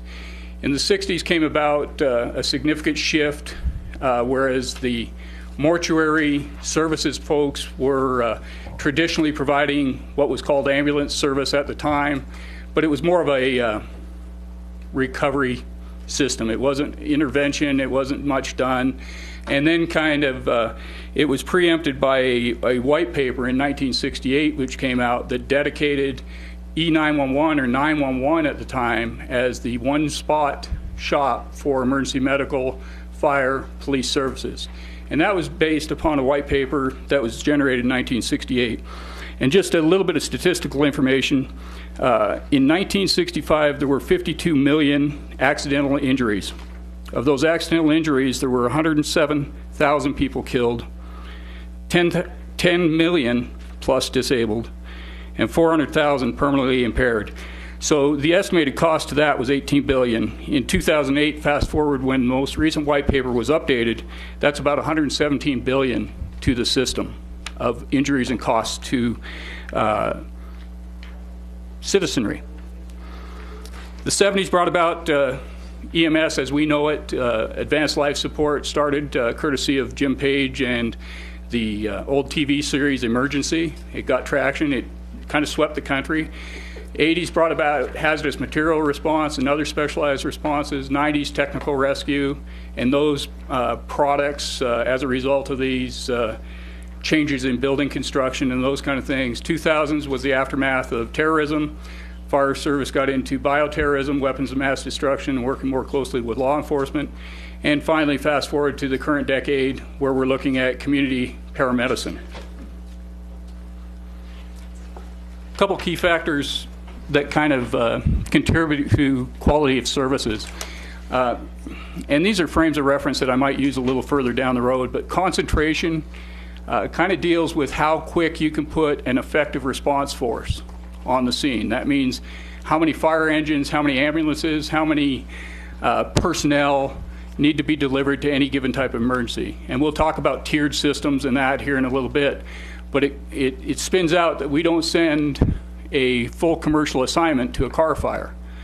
Likewise, we don't send 3 engines and 4 ambulances to the single stub tow. There is a tiered system, and that's employed through the computer-aided dispatch system and delivered by our dispatching personnel. Deployments, the assignment and placement of fire agency resources, specifically fire companies, stations, and specific staffing levels for them. That's how many people are on them, how many apparatus are staffed in any given day. Distribution deals with first due resources.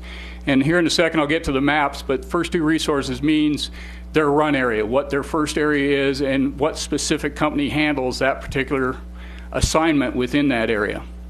Effective response force is the actual aggregate of personnel resources needed to manage any given event. And response reliability. This one's a little complex. I have a very busy slide, but I'll just try to cut to it here in a minute. But that deals with the required amount of staffing and apparatus that is available and responds within that first due area. For example, our station on Smoke Tree. How many times and what percentage that fire engine is in that area able to respond and not covering outside of that area. And that's where reliability comes in.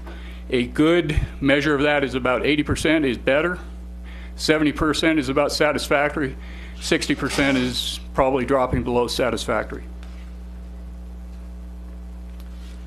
As I shared a little bit earlier, ours is an entire system, much like a bicycle. To get a bicycle around, it takes a variety of moving parts. Not one part can move a bicycle. Even the unicycle has pedals and a seat and that for the operator. So you have to have a system, and our system has evolved really since 1991 into what it is today. A case in point here is a little bit of the automatic aid, and it differs from mutual aid. Automatic aid means that there is not it is a pre-existing pre-authorization to respond within a given geographical area. In this case, our Central Yavapai Fire Department partners respond into the city of Prescott, whereas the Prescott Fire Department responds out into Central Yavapai's area. And down at the bottom are the statistical stats from calendar year 2015, but 603 times Prescott Fire Department responded to Central Yavapai's call for need under automatic aid, whereas Central Yavapai provided the Prescott Fire Department a reciprocal arrangement, almost about 2 to 1 at 1,118 calls for service, at which time they responded into our community to render aid.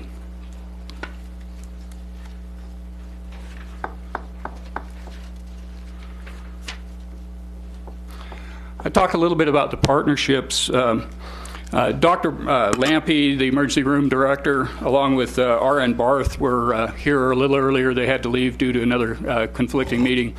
But YRMC plays a very important role into this partnership. We operate under medical direction provided through YRMC, and as such, our paramedicine and our BLS, or basic life support providers, are basically working under that doctor's license when we provide field interventions.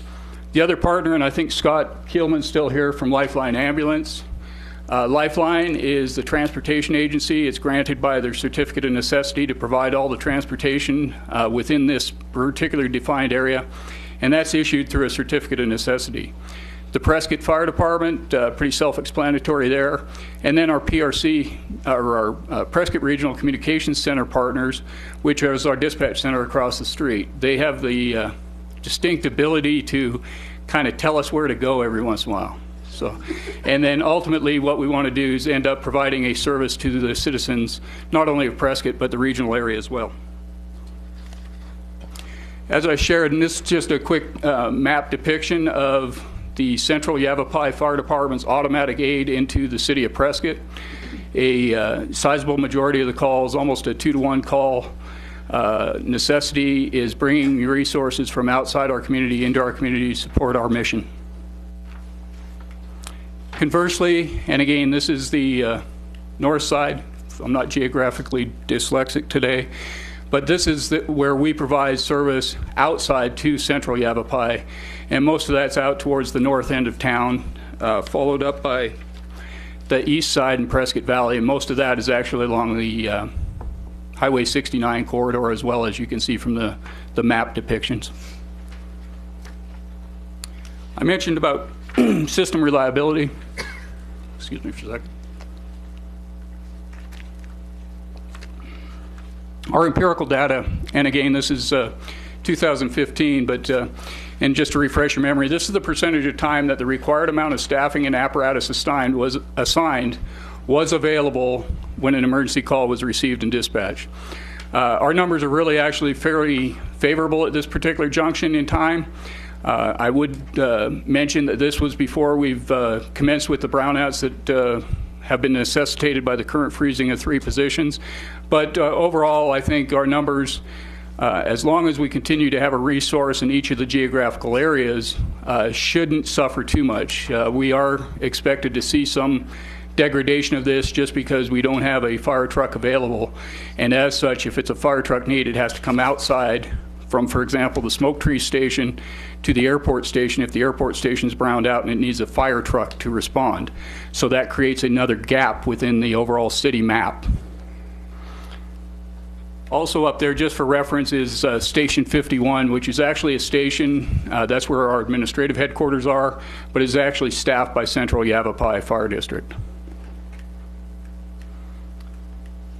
Systems elsewhere, in Arizona and kind of across the U.S., much of the dual silo systems are kind of metropolitan areas of the country. Good example is Nashville, New York, Boston, major metropolitan areas where fire and EMS, due to a variety of reasons, probably mostly organizational cultural reasons, they really haven't blended their organization.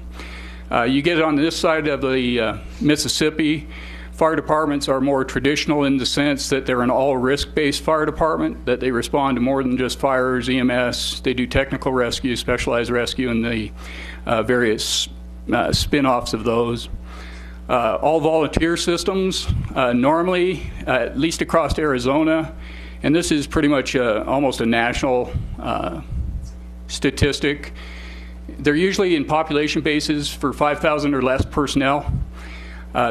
In the cases where they are successful, normally they have a single business entity whose business is at risk. Therefore, they are willing and able to release their members to provide a volunteer fire service within their community. I would call these kind of corporate towns where it's a single resource. Very difficult to get traction in these in communities that are primarily service-based industries, hotels, motels, and that, because volunteers are nice from about 6 in the evening till 6 in the morning, but then folks have to go make a living, and as such, they have a real job to go to during the daytime. Regretfully, most of our business models happens anytime during any given period of time. Combination systems, there's a few of these in Arizona. Very complex to manage in the sense that it takes a degree of recurring training to make sure you have significant numbers of paid on-call folks or reserves.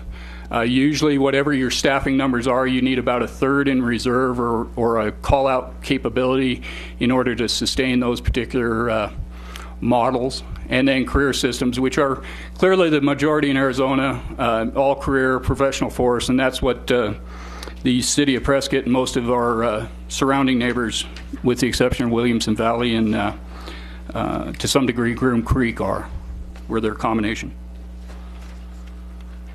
A little bit about our personnel history and resource levels. 1991, we had an operations staff of 18 personnel, but 18 personnel per crew. Crews being the separate platoon. We have 3 platoons working in sequential order. They rotate across an A, B, or C platoon. You always have 1 platoon on. The number in 2008 increased to 19 personnel, at which time an engineer was added to fully accommodate the airport needs for aircraft rescue firefighting.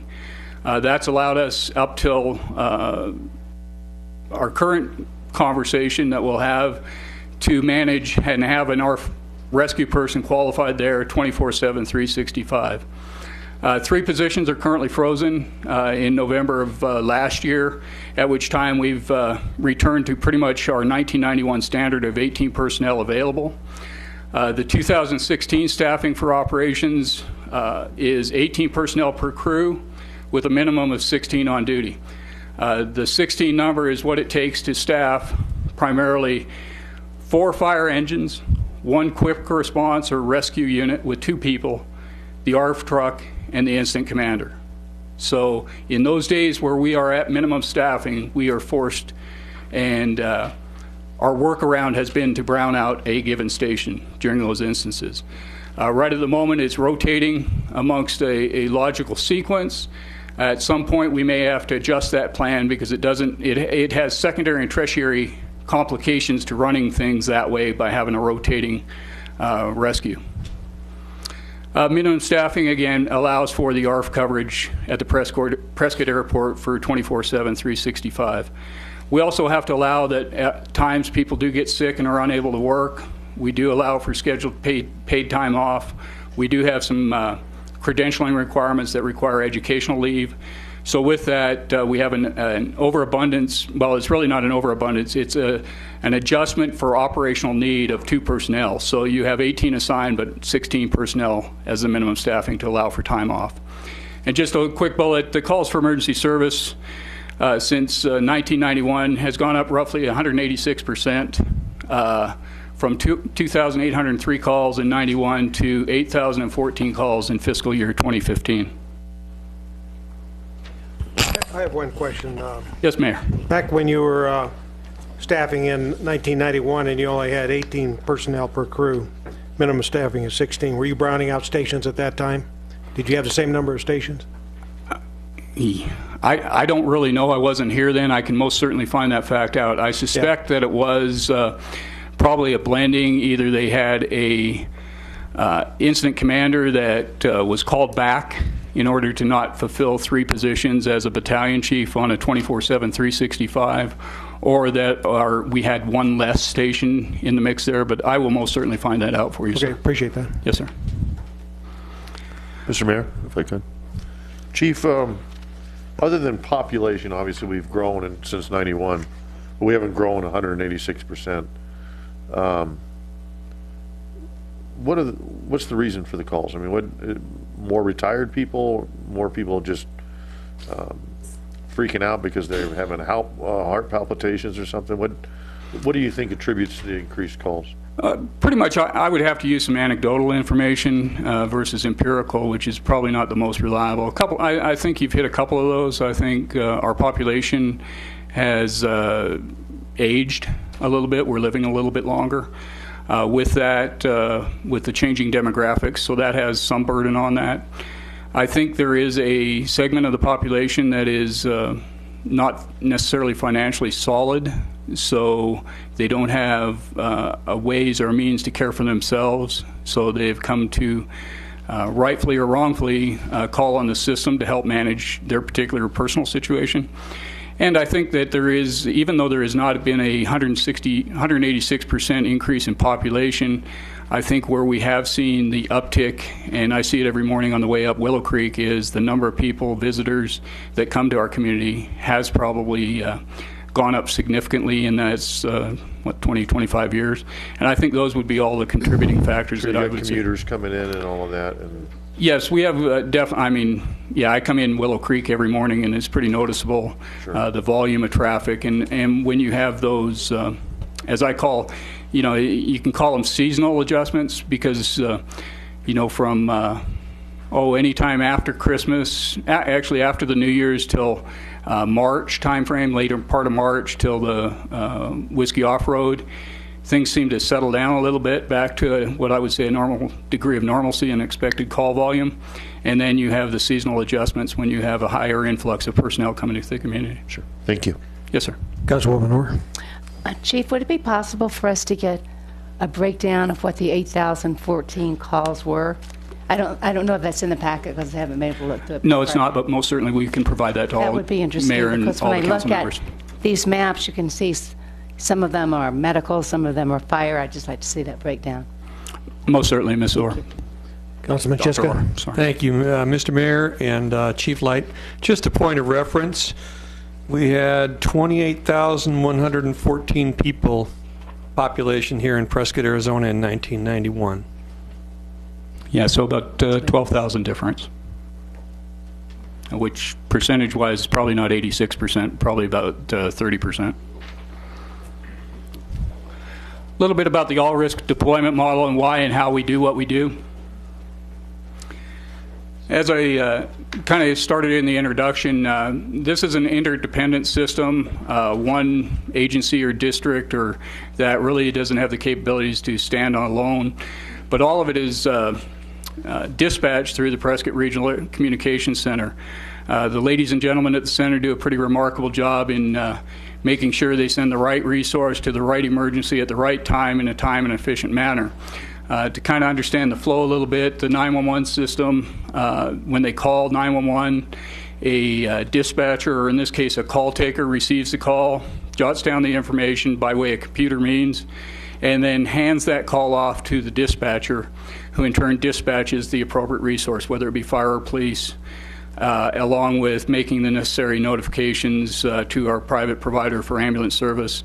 And then they manage that call from start to finish. They don't hand it off again.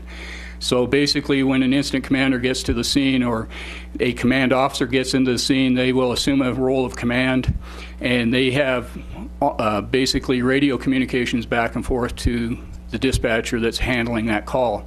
A most recent accident up on Willow Creek, the fatality and significant trauma of a young lady out of Embry-Riddle and who passed, that actually demanded added capacity within the dispatch center. 1.5 persons were dedicated to that particular call, and then other dispatchers were brought in order to manage the balance of the calls that continue to happen even when we're involved in a very complex emergency.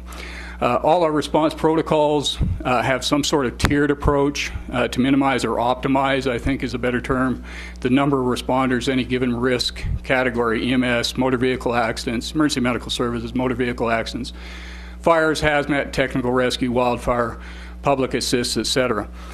We don't send the cavalry when a truck with a couple people will do. Likewise, there's some calls that in the caller's mindset is a true emergency, but from a emergency responder's mindset, it's probably a little less.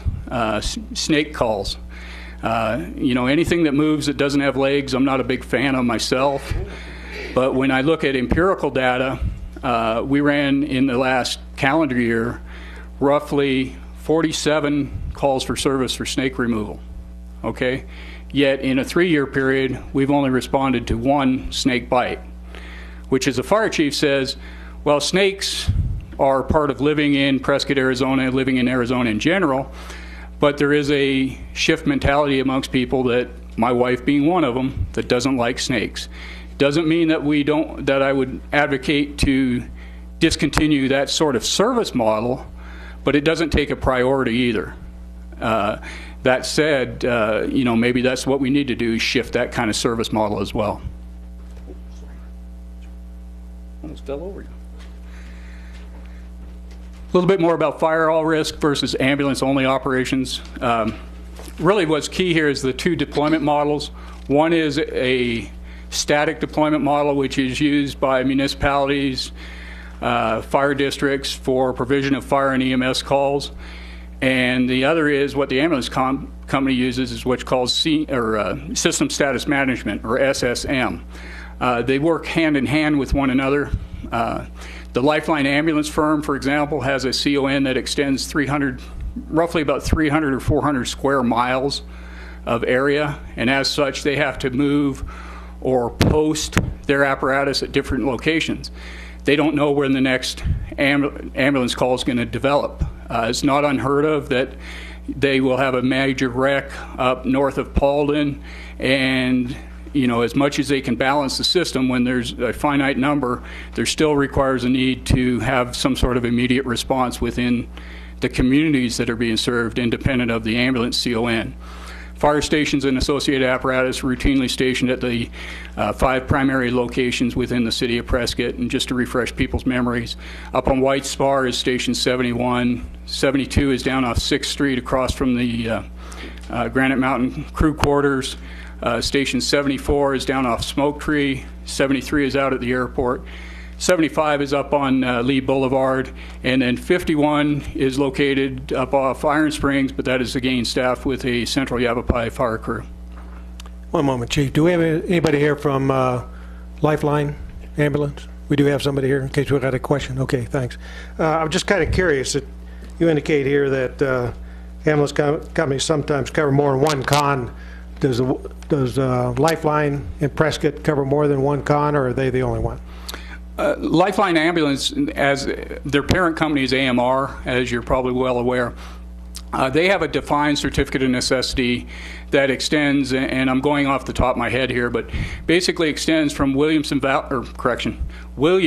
town of Williams up to the north, as far as east as the edge of Mare Fire District, because Mare has their own certificate of necessity, most likely a little bit beyond there because they have mutual aid agreements as well. To the south as far as Wickenburg, and to the west pretty much out Skull Valley and the mine area as well. So it's a fairly sizable region that they cover. As far as what their actual availability resources are, I would suspect that it's somewhere between 5 and 6 ambulances covering that area at any given time. But I'll defer to Scott Kellerman for the exact numbers on those. Okay. I was just curious because I was told that there was one con just served Prescott alone, so I was just trying to get information on that. Yeah, some of that is kind of in the dynamics of change as well, especially with the proprietary ownership of AMR taking over many of the CONs or certificate of necessity areas within Arizona. In the true sense, they are the ambulance company in Arizona at the current. They have a, much like here where it's doing business as Lifeline, their parent company is AMR. In some of the valley areas, it's doing business as Rural Metro, but their parent company is AMR. The exception being some of the municipalities that have obtained their own CON. Okay. Mayor Pro Tem. Thank you, Chief. Not to put you on the spot or anything. And this may be an inappropriate question. If it is, you can tell me. We, if I understand right, do not have the ability to send a bill to the taxpayer's insurance company, etc., when you guys dispatch and pick up. And did I say anything wrong? That's a correct statement as far as I know. Yes, sir. However, a private ambulance company, that's how they make their business. They can send a bill. That's correct, for transport. Okay, thank you very much. You're welcome. A little bit of the differences as well, and there's probably not a question I get more asked than why does a fire truck respond to an emergency medical call to begin with? And, I try to be very sensitive to that. there is a fuel component, there is a staffing component. But I also am a realist that, I work in an office and I have certain tools at my disposal within my office. And one of my predecessors always said is, the fire truck's kind of the firefighter and their company officer's office on any given day. That they have to be able to be provided the tools and equipment to do that. This is just a representative element, and I'll kind of use a historical call that we went on within the last couple of weeks where we had a cardiac patient in full arrest. This one needed the entire complement of 5 people to respond to, which was the engine company and the Lifeline ambulance. Had we not responded, or if the ambulance company opted to send 2 ambulances or 3 to make up the personnel, as you'll see from the next picture, they didn't have the office equipment to do that job. We had to force entry into this property, and as such, they don't bring those tools to the game. So it is a truly interagency, interdependent system. And then the ambulance company, this is exemplary of the ambulance company here in town. They have primarily medical equipment on board and available. Some extrication devices in the form of a KED device or Kendrick extrication device, but very little else. And with that, anytime you have a motor vehicle accident or something that a patient is in a precarious position, that is one of the reasons that a fire-based EMS system works so efficiently. Critical tasks, I've kind of run down the big, as I call them, kind of the big 5 up here in this particular region. Critical tasks really comes down to the sets of hands necessary to affect a positive outcome.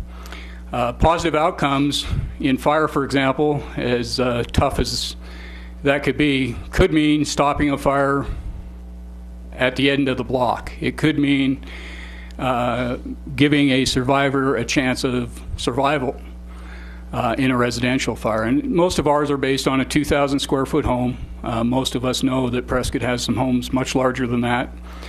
But the bottom line is it takes roughly 13 people. That's delivered by four fire engines with 3 persons each, and an incident commander as the battalion chief. And then the next slide, and actually the numbers are a little off here, but advanced life support EMS. It's based on a management of cardiac arrest. This is just a typical call for service, and where the numbers are wrong actually is it should actually read 2 paramedics, 2 emergency medical technicians, and a command officer of some sort, or somebody that oversees the role. And that number, when you look at the actual interventions, it takes a person to intubate, it takes a person to administer medications, it takes somebody to do compressions if you're involved in CPR, somebody to read the monitor and communicate with the hospital, and then somebody to maintain the scene safe. So really it takes about 5 persons. Whereas a basic life support system, you could perhaps get by with 2 people. An ambulance company, this for a very small type event, not to discount any of their training or capabilities. They're as equally qualified. They meet the same training regiments as our paramedics do. The difference being is they just don't have the number of hands without us helping to base that added support. Special operations, that's either hazardous materials, technical rescue. We do have a pretty good open space here where people like to go hike. Every once in a while they put themselves in precarious positions. Probably the one most, even as a fire chief, I had to giggle was the experienced hiker that took 50 foot of rope to a 65-foot high. I'm not trying to diminish or demean that person, but some people just get themselves in a muddle. I've been known to do that myself sometimes, not necessarily doing that kind of thing, but we all get that way. And one of the reasons we need the numbers are to equivalent that. And then wildfire, which is probably our greatest risk, not necessarily within the city limits. It's the fire that starts south of town that runs into the city limits. Because then it's much like a track game. It's running, and it's running hard, and it's hard to get ahead of it. One question on ALS support.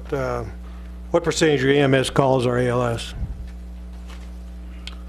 If you give me just a moment. Okay.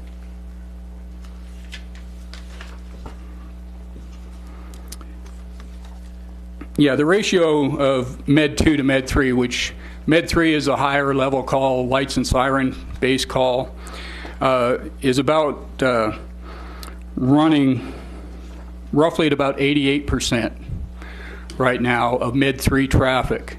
Of those, though, the calls once we get on scene and have a physical eyes on the scene, then we can better define that call, because again, it's the dispatcher taking the call in the dispatch center, given from information from non-response type people. So there's oftentimes, but 88% of the calls we go on are roughly in the Med 3 category, or highest priority.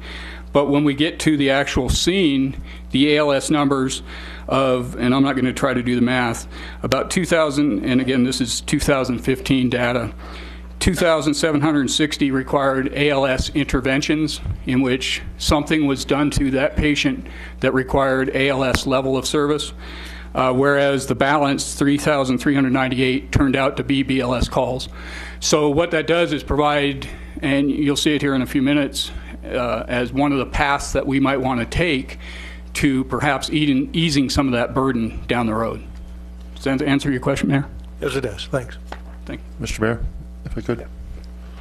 Sorry. Chief, and I know that we don't want to discourage somebody risking a call because they might think that there might be a penalty behind it, but we do have a stupid motorist law now about driving around barricades. But when someone puts themselves at risk voluntarily by taking a hike and going with 50 feet of rope on a 65-foot incline, isn't there some way of recouping some of the costs of that rescue? There most likely is. What the exact avenue is to do that, I'm not ultimately familiar with. As you alluded to, the stupid motorist law primarily got developed in the desert regions of Arizona for those folks that saw running washes and decided, oh, my Hummer can get across there, and they find out that in fact it can get partway through there and can't. I don't believe that legislative action extended to just less than wise acts of people. I mean, I don't know how many times we've got to put public service announcements about water and cell phones and proper shoes, and yet we still have dozens and dozens around the state where these occur. Another thing that maybe I'm just more of a self-sufficient person, but if I had a snake or bees or water leak or anything else like that, I call the appropriate person that's not public safety to take care of those things, like a beekeeper or an exterminator to take care of the snake or the skunk or the javelina. Is there a way we can discourage these calls or educate about what we do and don't do? I think that is an ongoing challenge. Two points. One is on the hiker perspective. A lot of our folks that put themselves in precarious positions, we'd never be able to reach through our normal means of community outreach. They are non-residents visiting into our community. The secondary part is the public education piece. I think, we do with the resources we're provided, we're doing a fairly good job in that area. Does it stop everybody from making bad decisions? No, it doesn't. Case in point, we've had the snake removal thing always seems to come up. And, people might not like to hear this, but the one, and some of you may have already heard this, and I apologize, but the one that always beats up firefighters and fire chiefs is, the cat in the tree. And I'm going to simplify this a little bit, and people may think this is wrong, but this fire chief has made a determination that before we say no, that we put eyes on the situation. And what concerns me here is if we had the traditional cat in the tree, he's up there, and you have a 6-year-old child decide, well, fire department said no, therefore I'm going to go get my daddy's ladder out of his shed and throw this ladder, and you have an untoward outcome by that 6-year-old child being less supervised perhaps and making a bad personal choice. I much rather face the question thousands more times and at least put eyes on it. Now, whether we act or don't, it's not an emergency call. We don't go there lights and siren. But I have provided direction to my staff to put eyes on the situation, and I think a similar situation in these instances, because a snake, even though it doesn't, our empirical data doesn't support it, we could have somebody increase that empirical data to support it. So it's kind of a catch-22, and not to kind of stand on the fence on that or that, but I think it's one that has to be measured. But it's real difficult for a person in the Prescott Regional Communications Center, a room with no windows that's very dark, to kind of determine that without us putting eyes on it. Well, let's put the cat out of the tree for a minute. Okay. And I mean, we have other, and this is anecdotal, but it's from pretty good sources. We're sending fire and police on various different calls, and I'll address fire with you. You know, we have assisted living homes that are very conscious of the fact that they're understaffing at night, and they have patients that need escorting back to bed or put back in bed. And because of their lack of staffing, they're putting the burden on the city to do what they have basically obligated that patient to take care of them. And we have the same problem with dementia. We're calling the police because some of these organizations have a no-touch policy. So these are things that that are within their control, but yet burdening the city. If I can ask you to just hold on to that thought for just a minute, because I think I touch on that here in a couple of slides. Councilwoman Orr. So, Chief, you talked about the basic life support EMS call, excuse me, requires a minimum of 2 EMTs. And you said that they are as qualified as the EMTs that are on the fire trucks. If that was how it was interpreted, that wasn't what I meant to say. What I meant to say was... I'm reading right here. Basic life support, EMS, calls requires a minimum of 2 EMTs. 2 EMTs, correct. Okay. EMTs, in this case, are basic life support, non-paramedic type. So what is on an ambulance? Or not what, I know they're people, but how qualified are they? Are they as qualified as what we have on our trucks? If it is staffed as a paramedic ambulance company, it normally consists of, and Scott can correct me if I'm wrong, it will normally consist of an EMT, which is basic life support, and a paramedic who's allowed to do different types of interventions. It is the higher level. If it is a basic life support ambulance, which does occur in this community fairly regularly, on occasion, I should say, not fairly regularly. We do have some empirical data that reflects that there are times where they have staffing inabilities, therefore they are staffing ambulances with just EMTs, then it is not to the level of a fire engine for staffing with the medical interventions that are allowed. So you could have 2 EMTs, and a good example, if I stub my toe in the middle of the night when my wife's kicking me out of the bed and I'm on the way to the bathroom, it's probably not going to create a life and death situation. It might create some expletives.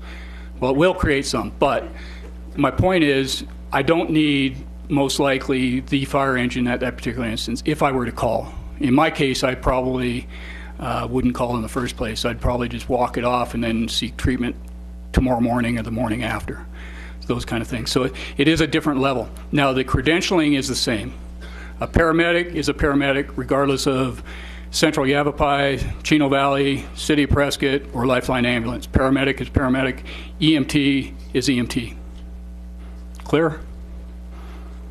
Yes, I guess I'm just trying to determine, do they know that over the command center do they know who's going to be on that ambulance or what the qualifications are? So you can't always assume that an ambulance has what you need on it. Is that what you're saying? That is a correct assumption on my part, I think. That's been kind of validated by some empirical data that we've been able to obtain. There are days where there's a basic life support. It's an occurrence. It's not a daily occurrence necessary, but it does happen.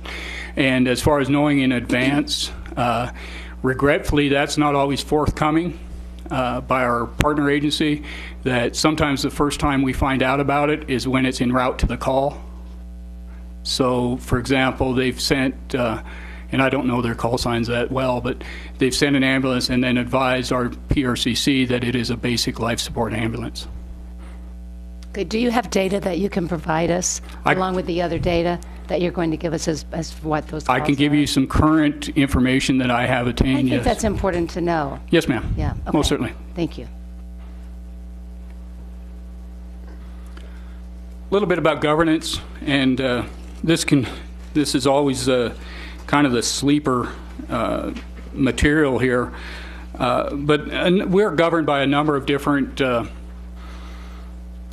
codes of federal regulations, statutes, occupational safety and health, and what I've kind of captured here are just some of the basic ones that directly drive our operational model.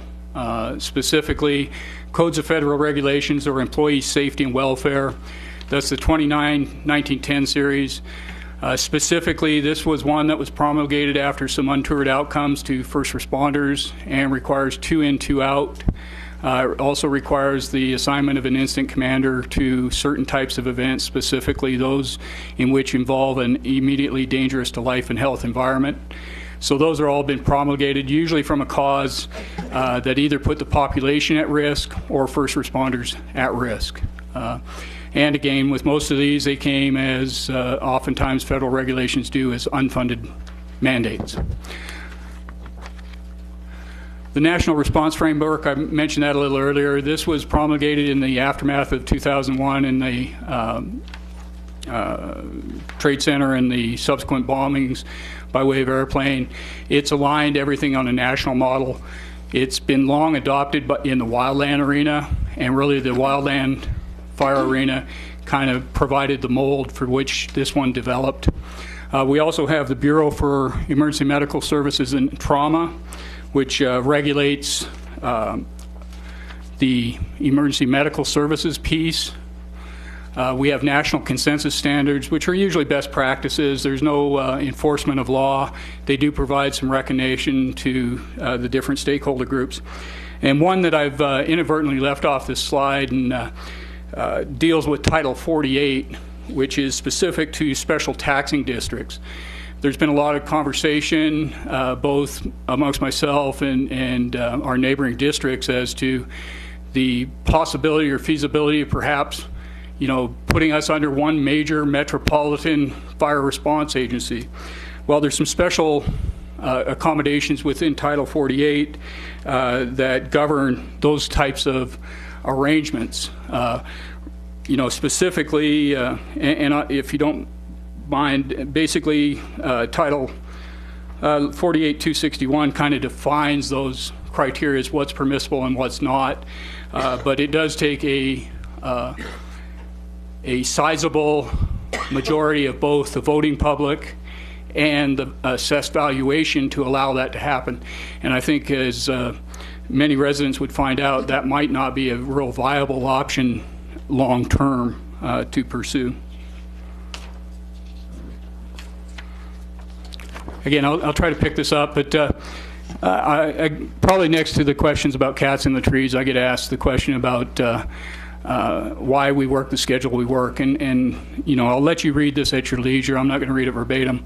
But when you look at staffing either with an 8-hour shift or a 12-hour shift, it would take roughly about 1/4 more personnel than what it takes to do a 3-person platoon system as we use. It's allowed by FLSA to staff using a 56-hour work week, which amasses 2,912 hours in any given year, as compared to the traditional hours worked by a 40-hour employee of 2,080 or 2,184 if they're on 12-hour shifts. So that kind of self-explanatory. I think it's in fairly reasonable layperson's terms that most folks will be able to understand that. So I'll kind of move forward on that. So one question I would have, if you had to go to 40-hour work week, you wouldn't probably have quite the number of overtime hours, would you? You more than likely would have it even a higher number of overtime hours. You would have. So you have more people, you'd have more overtime hours? You'd have more people, but now you are paying overtime over anything over 40 hours. Whereas today, if folks don't take time off, you are only on the hook. The citizens are only on the hook for, and correct me if I'm wrong, Mary, but 12 hours in any FLSA period. of overtime. So in a 56-hour work week, you're only actually paying 12 hours of overtime on FLSA overtime. You would still have secondary overtime costs associated with training and other credential maintenance issues that you would have to compensate the folks, because the viability of doing something when they're on a regular set schedule Monday through Friday would be very difficult to maintain their credentials. Okay. Mr. Mayor, could I ask a question? Go ahead. Sorry. Thank you. So, Chief, if we had this overarching agency, so to speak, that would cover all of the fire needs in this entire area, wouldn't we just be creating a little shell game? Because ultimately, right now, Prescott PD and fire are paid for, and fire we're talking about, are paid for with sales tax, and not very well. If in fact we went to a district type situation, that would go on property tax, right? That is correct from what my best understanding is. And so, you know, basically we would be transferring the obligation to not just anybody buying anything within the city of Prescott, but we would be transferring that obligation to the property owners and to the business owners.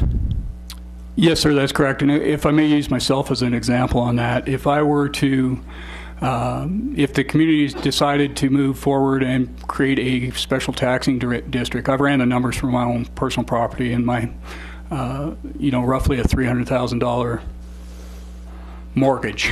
I don't own any of it. I would be looking at roughly $800 a year in property tax, direct to the special taxing district. And how much are you paying right now through sales tax? I mean, how much? That's discretionary. From my property tax is roughly about $65, $70, I think, is my property tax, and then my discretionary expenditures are sales tax. But I would most certainly, I'm not the expert on how those numbers balance out, but I'd be more than welcome to work with somebody and try to figure it out. Well, my only comment is be careful what you wish for. You may just get it in that situation. So, thank you. But again, I think what you're saying is if we went to the new system of you maybe use central Yavapai Fire, that would have to go to a vote of the public, right? Yes, and again, I'll defer to the attorneys, but it would become a necessity to create a special district, at which time you would have to take it would take 50 plus 1% of the voting public to agree to the district, plus 50 plus 1% of the assessed valuation of all the properties within the district to pursue that in a positive manner towards that. Okay. And really, when you look at the overhead and cost savings, you could probably save a fire chief's salary. The balance of that probably is not going to shift much, because you're still going to have a workforce that needs to be trained. You're still going to have a degree of community prevention needs that need to be met, and those kind of things. So you could most likely save a fire chief's salary by doing something along those lines. A little bit about systematic approach to model evolution. And again, I'm going to move a little bit fast on this, but probably one of the key ideas, and this has been thought about a little bit and probably a little bit even overthought, is how you make systematic changes within a regional system. It's real difficult for us to go about it unilaterally, just as the city of Prescott, because we're so interdependent. But it is worthy of a conversation. I think I've set some of the framework for that already in my conversations with my district partners. We met probably about a week, 10 days ago, with Lifeline Ambulance as well. But we want to realize the overall system strengths amongst YRMC, the fire department districts, and Lifeline, whereas any unilateral move would be very difficult. It's also predicated upon a solid system status management by the ambulance company. We have little to limited control over what they may or may not do or how they may or may not staff. There are days that ambulances, we're down to one for the Quad City area. And again, these are empirical information that I will provide. But one of the challenges is if we go on an advanced life support call for service, and we perform an advanced life support intervention, administer a medication, do pacing, or some of those other more advanced, complex interventions, that patient basically belongs to that provider unless it's an equal level of service, i.e. we can't turn this patient over to a lesser level. We can't take a paramedic-treated patient and turn them over to 2 EMTs for the ride to the hospital. We have to stay with that for continuity of care. Expansion of the So what you're saying, though, is if you have a paramedic on the fire engine that gets there, responds to the patient, he could sign that person over to a paramedic on the ambulance. That's correct? Yes, sir, and that happens fairly regularly today. Yes, sir. One of the things, though, that I think does warrant some attention is the final bullet here, and that's the expansion of our current 2-tiered system. The system I came out of actually had a 3-tier system. It was accredited through APCO. There's really 2 accrediting bodies for dispatch centers, APCO being one of them, and forgive me for not knowing the acronym, but actually, I believe it's the Association for Professional Communications Officers, and the other is the Clausen system. Both have a priority system, 3-tier level, but it requires a high degree of stability. And in our current environment with our aged CAD system, one of the challenges we would have is being able to implement anything along that lines. The CAD system as it is today is getting towards the end of its usefulness or life expectancy, I guess, and we're kind of holding off on moving anything forward to address dispatching until we have some stability there. And we also still have some challenges with turnover of personnel in the PRCC. Councilwoman Orr? Chief Light, isn't there a plan or aren't there plans to do something about the CAD system? Is that not in the works? Yes, ma'am. We've started some preliminary work in that area with our partners to explore the different CAD vendors that are out there. Some of my history on this, as much as I'd love to buy an off-the-shelf turnkey, usually there's a degree of specialization that deal with it. So we're in the process. I think we start tomorrow with some of the vendor displays and those kind of things to kind of get our arms around what's necessary. And we're working hand in hand with our information technology folks on that as well. So there's no definite timeline? But there's not a hard line. There's not a hard timeline, but it is a necessity that has to be addressed. Yes, so ma'am. This is something we're addressing now? Yes, ma'am. It's in progress. Redeploying physical resources. Very rarely are these cost-effective means. My predecessors actually did a fairly remarkable job of siting fire stations in this community, which is a good thing because these are usually 25, 30, 50-year structures, so getting them wrong the first time. And I experienced one of those examples on a site visit I did not too long ago where they put a station and then the area didn't get annexed. Adjacent to them, a different community annexed it, so you had a fire station sitting on one end of the spectrum. We're in a much better condition today with our 5 fire stations. They're located primarily based upon insurance services offices, what's called the 1.5 mile diamond. They kind of overlap these diamonds over the station location to determine run areas, and with that, those kind of things help with the risk mitigation and loss reduction perspective through ISO. And then again, very costly if we decided to do that. The top bullet, and I'm kind of working from bottom to top here, but if that was a decision or a policy direction to consolidate a station into a super station, there could be some efficiencies realized by bringing 71 and 72 together in a pseudo super station. Probably wouldn't change much of the staffing requirements because the calls are the calls. And actually our 2 stations that serve this downtown area are pretty ideal when it comes to our parades and those kind of things that kind of separate 2 sides of our community just by the traffic movements that are allowed those given days. Oftentimes a very upsetting subject for some of our members, fire department members and government in general, but something I think that has to be have a conversation about is feasibility to outsource. ARF is a burden that we currently carry. It's primarily funded out of the Airports Enterprise Fund for 3 engineers. There are communities that outsource their ARF services or aircraft rescue firefighting to private enterprise to manage that for them. We would still most likely be part of that response package, but some of the recurring costs could be perhaps outsourced or contracted out to do that through a private enterprise. Mr. Mayor? Go ahead. Chief, anecdotally, or what, obviously you looked into the ARF in other communities, what would, and despite the fact that it's general fund or enterprise fund, what would be the savings on that, percentage-wise?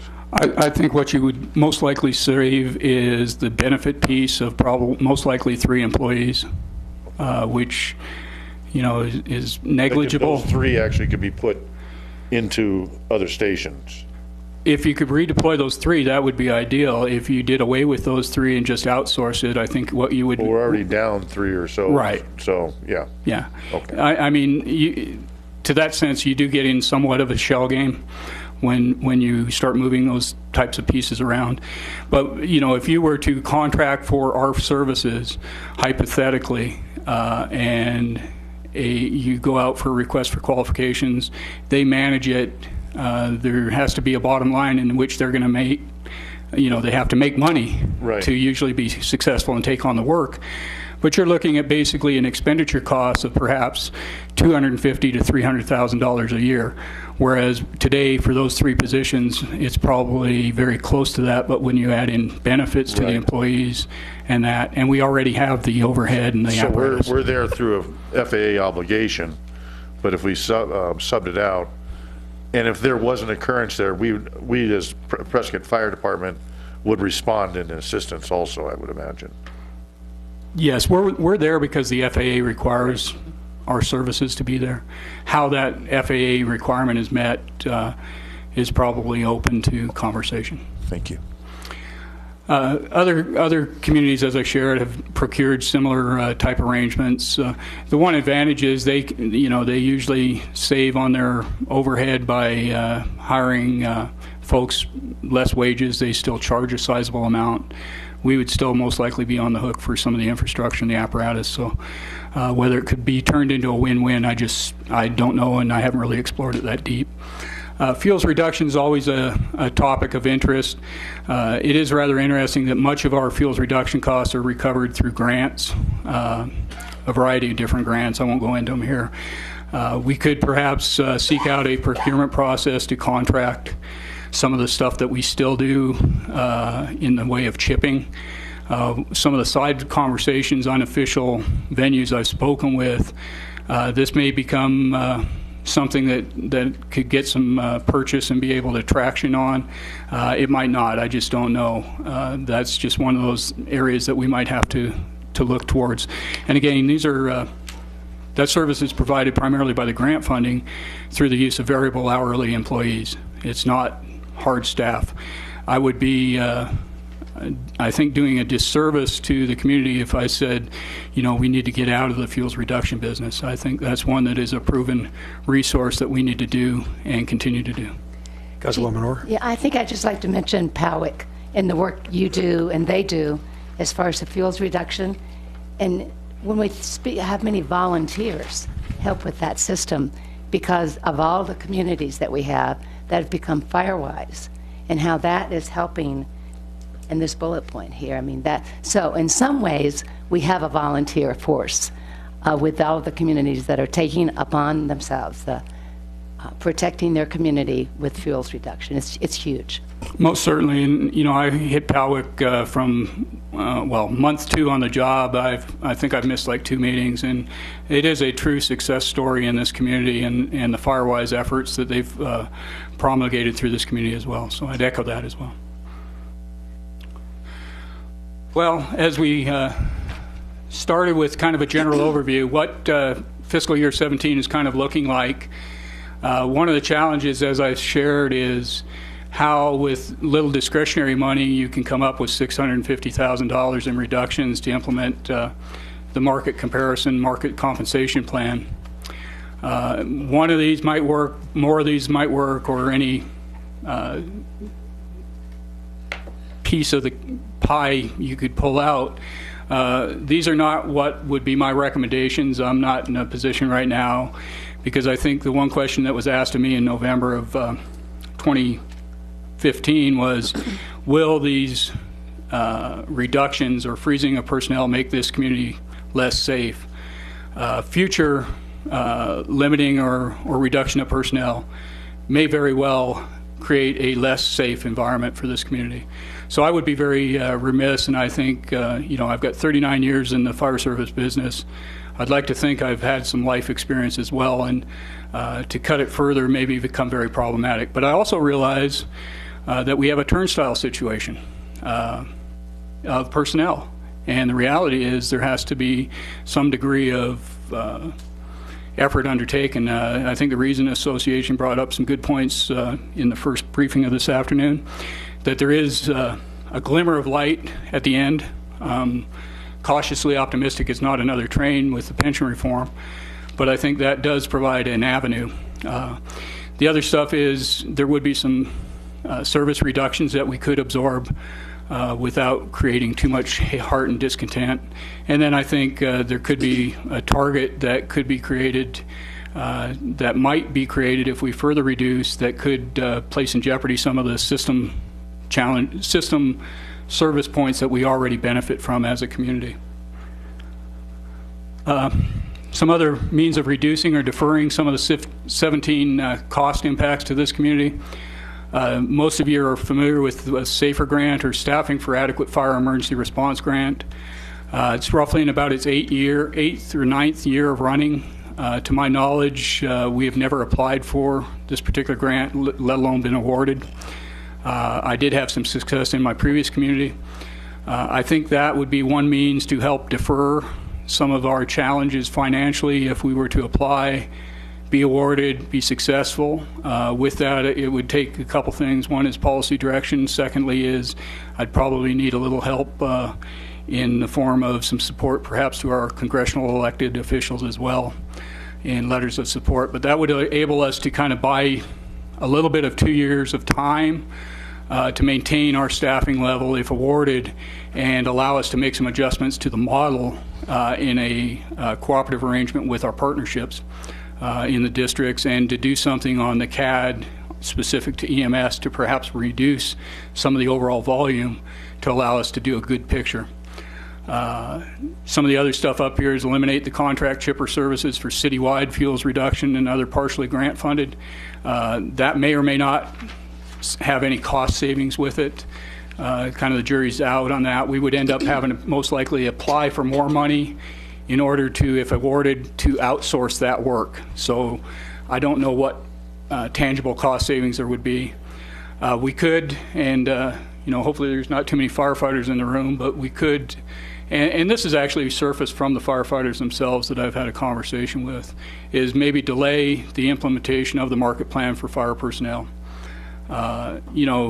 It's funny, they'll say that in a forum in front of the chief, and then they get back to the station environment. I'm also a realist that lived in a station environment before, and that dang, and you fill in the blank. But I think, we have some revolving doors starting here. Last November, I mentioned it wasn't real significant in the fire service or in the fire department for Prescott. It is starting to become a little bit more sizable. Just since November, we've, aside from the 3 positions that are on hold, frozen, we have one battalion chief that has taken position elsewhere. I have 2 unofficial notifications to me that they plan to leave the first week of April. So, and most of the reason, at least for 2 of the 3, is for financial reasons. They're up and coming, and the uncertainty that they've faced since day one here. And I understand that. And then implement a lesser time reduction in force, and occasionally deploy a rapid response vehicle. And what we do is continue to do that.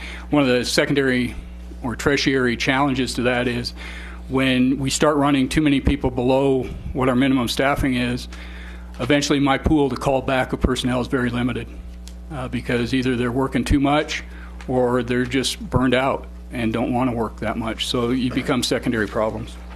I got a question before you go on. Yes, sir. On the SAFER grant application, you got 9 full-time equivalents. Now, I guess that's the 6 that you could possibly lose in going to the new pay system plus the 3 that are currently frozen. Is that how you get 9? Or? Yeah, well, the 9 came up with the 3 frozen and then to maintain any of these future ones that we may consider in this current budget cycle towards a reduction in force. So it would allow us to buy 2 years of time, and there's no requirement to retain them beyond the life of the grant. What I'm talking is just salvaging the folks that we currently have as much as anything else, and then hire 3.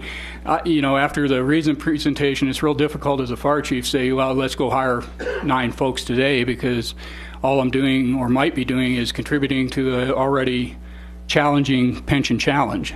But on the same token, I don't feasibly see us being able to not hire from now till July 1st of 2017. Very quickly we could be down 6, 8, 10 folks, and the next thing you know, if you're just waiting it out till July 1st of 2017, could become very secondary problems as well. But the 9 is just to maintain our current. Ideally, as I shared with our meeting at Station 71, when I got to this community, we're actually down a fire engine when I walked in the door. That's been never pursued to my knowledge. Fire engine being a ladder truck that's staffed 24/7, 365. And the grant criteria allows some latitudes for numbers that you apply for and those kind of things. But it would be able to sustain it. But again, it's not on the hook beyond 2 years. So this is not 9 new people. It would be that we would have to train and bring on board. This is basically the 9 that you already have, or I guess 3 you would have to probably hire because they would be new. They're the frozen positions. So we would have the training costs for those folks. That is correct, but in comparison, our training costs are fairly limited because the folks we hire are already credentialed. It's really about 1 month worth of 40-hour work, at which time they're ready to go on a truck. We already hire folks that have already successfully completed one of the local fire academies, already have a credential as either an EMT or a paramedic. So our training turnaround, now the equipment and that is all part of the grant as well. So we would have costs in there for personal protective equipment and that as well. But the 9 would, you're exactly right, would allow for the 3 frozen positions. And if the worst case scenario was to create a reduction in force in order to move the classification and compensation forward, to retain those 6 people as well. Okay, so what would be the plan at the end of 2 years? Well, hopefully that there is some system stability would be my first intended option. The worst case scenario is you would have to lay the 9 folks off, or we would have to lay the 9 folks off through a RIF. Mr. Mayor, is it possible to get that grant again? I hate predicating finances on grants because they're so unpredictable. Yes, subsequent awards are possible. But our chances of getting a grant a second time or a third time is probably higher than fiscally our unfunded liability going down or being fixed. So, I'm not sure if I follow you exactly, but I think you're right on that particular one, yes. Councilman Shiska. Thank you, Mr. Mayor. Chief, what are the realistic chances of us getting this grant in the first place? I think we have a reasonably good chance of getting it. What I've had in my past life, in my past experience, was we have a very capable grants writer on staff as a full-time equivalent who double duties. She was successful in attaining the SCBA grant, for example, which was to the tune of $500,000. I had some personal experience. I had 2 awards in my previous community in which we were able to be creative enough in our narrative to get it by. I've also been extended an invitation to go back and do the peer review in May, which these are peer.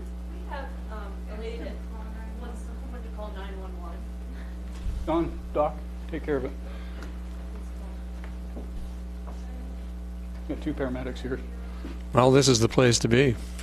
Yeah, really. Yeah. Hopefully it's a positive outcome. And you might actually, this was unplanned, but you never know what you might get to see. So, Chief, excuse me. Go ahead, Steve. If in fact we applied today, what kind of time frame are we looking at?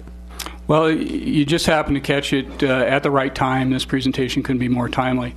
It is the grant period is open now. It opens once a year. I've already predisposed my grant writer to get the boilerplate language populated in the grant application pending policy direction to pursue it. We would have to move fast. I think it closes like April 5th. That said, I think we have a pretty positive case to make to the federal government, given our challenges, and that we are in a position that we are laying off people or have the potential to lay people off, to make a very valuable case to those that do the review. Historically, I went back and did the grant reviews a number of years ago, so I've picked up a few tips to make it a little bit more positive. But one thing it does take, and if this is the decision that's made and policy directions given, I'd be working through the city manager in hopes of enlisting a mayor letter of endorsement to Congressman Gosar to help perhaps leverage a little bit of our grant. There is some input that he has the privilege to make. So this would be ready by our next fiscal year budget? The awards would start June, so it would be available July 1st. So yeah, it's a moving target though. I mean, they come out, they don't do all the awards in one day and call it good. They're proportionally given out, and it is a sizable dollar amount that would be asked for. Conversely, I think we have as good, if not better, chance than many other competing Arizona departments. And there is, even though it's probably not written anywhere fancy, but there is a way of proportionally dividing it amongst the 50 states and the territories. Okay, thank you. Councilwoman Orr. Chief, I think I read somewhere where this grant was actually due on the 25th, which is a week from Friday. That could be, I got a lot of numbers going in my head. I'm glad you have the Yeah, it's already in progress. Let's say that this went forward. What would happen over the next 2 years so that people aren't just saying we're just kicking the can down the road? Well, I think the deliverable. So what would you say that could be delivered that we could reduce the cost? Yeah, I'll go ahead and go to the next slide, which I cover some of that as well. I got one other question. If we get the SAFER grant, then you would still move ahead with the market pay plan? Yeah, I think then we would be on solid, I'll defer to the financial director, but I think we'd be on more solid ground to pursue that without the risk of reduction in force, being able to maintain many of our service delivery if we were awarded such a grant. Yes, sir. Okay, well, I just want to make sure you didn't have to do both. You No, didn't sir. need the SAFER grant plus No, sir. That's not stay under the step system. No. All right. I got Mayor Pro Tem here needs to talk to Thanks. us. Since we're talking about a grant, as you know, I'm not a big supporter of going out for grants. We're dependent on grants for basic services because they are such a volatile thing. However, I think in the best interest of the citizens of Prescott, it gives us a opportunity. If we were awarded that grant, we have to go back to the voters. We have to ask a question differently. The fact of the matter is we got to pay off the bill. We can't walk away from the bill.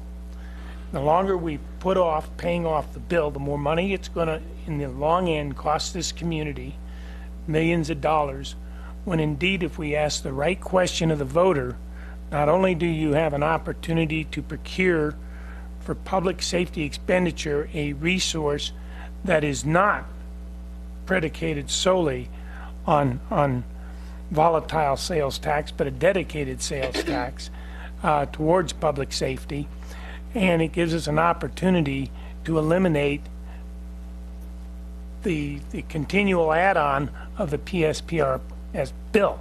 And the sooner we get that paid off, the better this community is going to be. And there is an opportunity to sit down and discuss what we take to the voter. But the voters need to be approached. It is their money. I echo your interests. Yes, sir. A little bit about evaluation of other models for bringing continuous process improvement and to bring about resolution to some longer-term approaches. First off, I think we have to implement operational changes based upon the funding that comes available come FY17.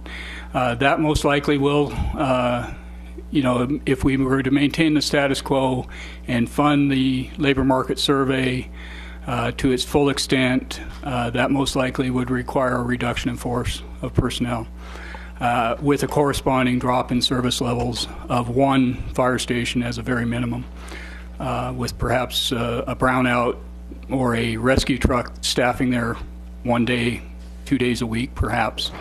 I think it also allows us some long-term options to work with our district partners to facilitate, if there are needed changes, the automatic aid agreement. That would allow us some opportunities to negotiate those kind of terms of those agreements, even pursue some sort of cost for service if that, if the burden gets too great to our partners, that maybe we help shore that up by some sort of financial arrangements, I guess. I think critical to this is once we know what the new is come July 1st is to follow through with the ICMA study. It was appropriated in this current year to conduct a standards of cover assessment based upon what the new reductions are. That's a living, breathing document that will allow some latitudes. And we rolled the money over primarily because even as a fire chief, and this is kind of problematic in a sense, but it's like we're going from one step to another step to another step, so I can't put my feet on the ground long enough to pursue something like that. I think that would buy us some time to do that over the course of the next year. We could conduct some procurement processes to contract out services specifically related to the ARF, but I think we need to do a cost assessment to make sure it has some value back to us first. And to do so, I think we have some stakeholders, the Airport Authority, the FAA, that may be able to help us negotiate some of the more federal terms in that particular area. And then complete the review, the selection, procurement, and implementation of a new CAD system. We got to be able to upgrade this. We got to be able to do some better medical dispatching. We just, right now it's either emergent or non-emergent. We need to level it out so we don't go on as many calls. And then work with our partners to standardize the priorities or the protocols, because what works in the metropolitan area of Prescott Valley, Prescott, Town of Chino, doesn't necessarily work in the communities of Paulden or on the farther outer reaches in the true rural areas. We have pretty much a suburban response model, but it has to be a tiered level. So,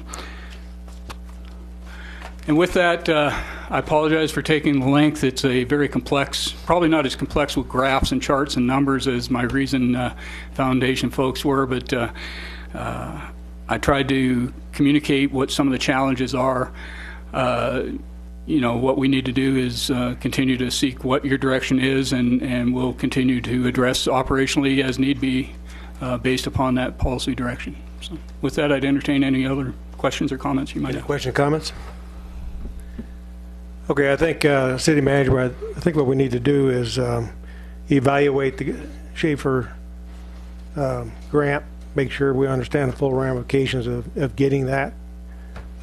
Secondly, I think it'd be prudent to go ahead. I know it's on here on one of the earlier slides. It talked about some of the fire departments in Arizona have a professional staff as well as a volunteer staff. If we don't get the Schaefer grant, then we may have to look at trying to take on some kind of volunteer capability here to fill out our station requirements, particularly if we lose people and we need to keep a higher level of service. So I think that's something I'd like to see us work for in the next briefing.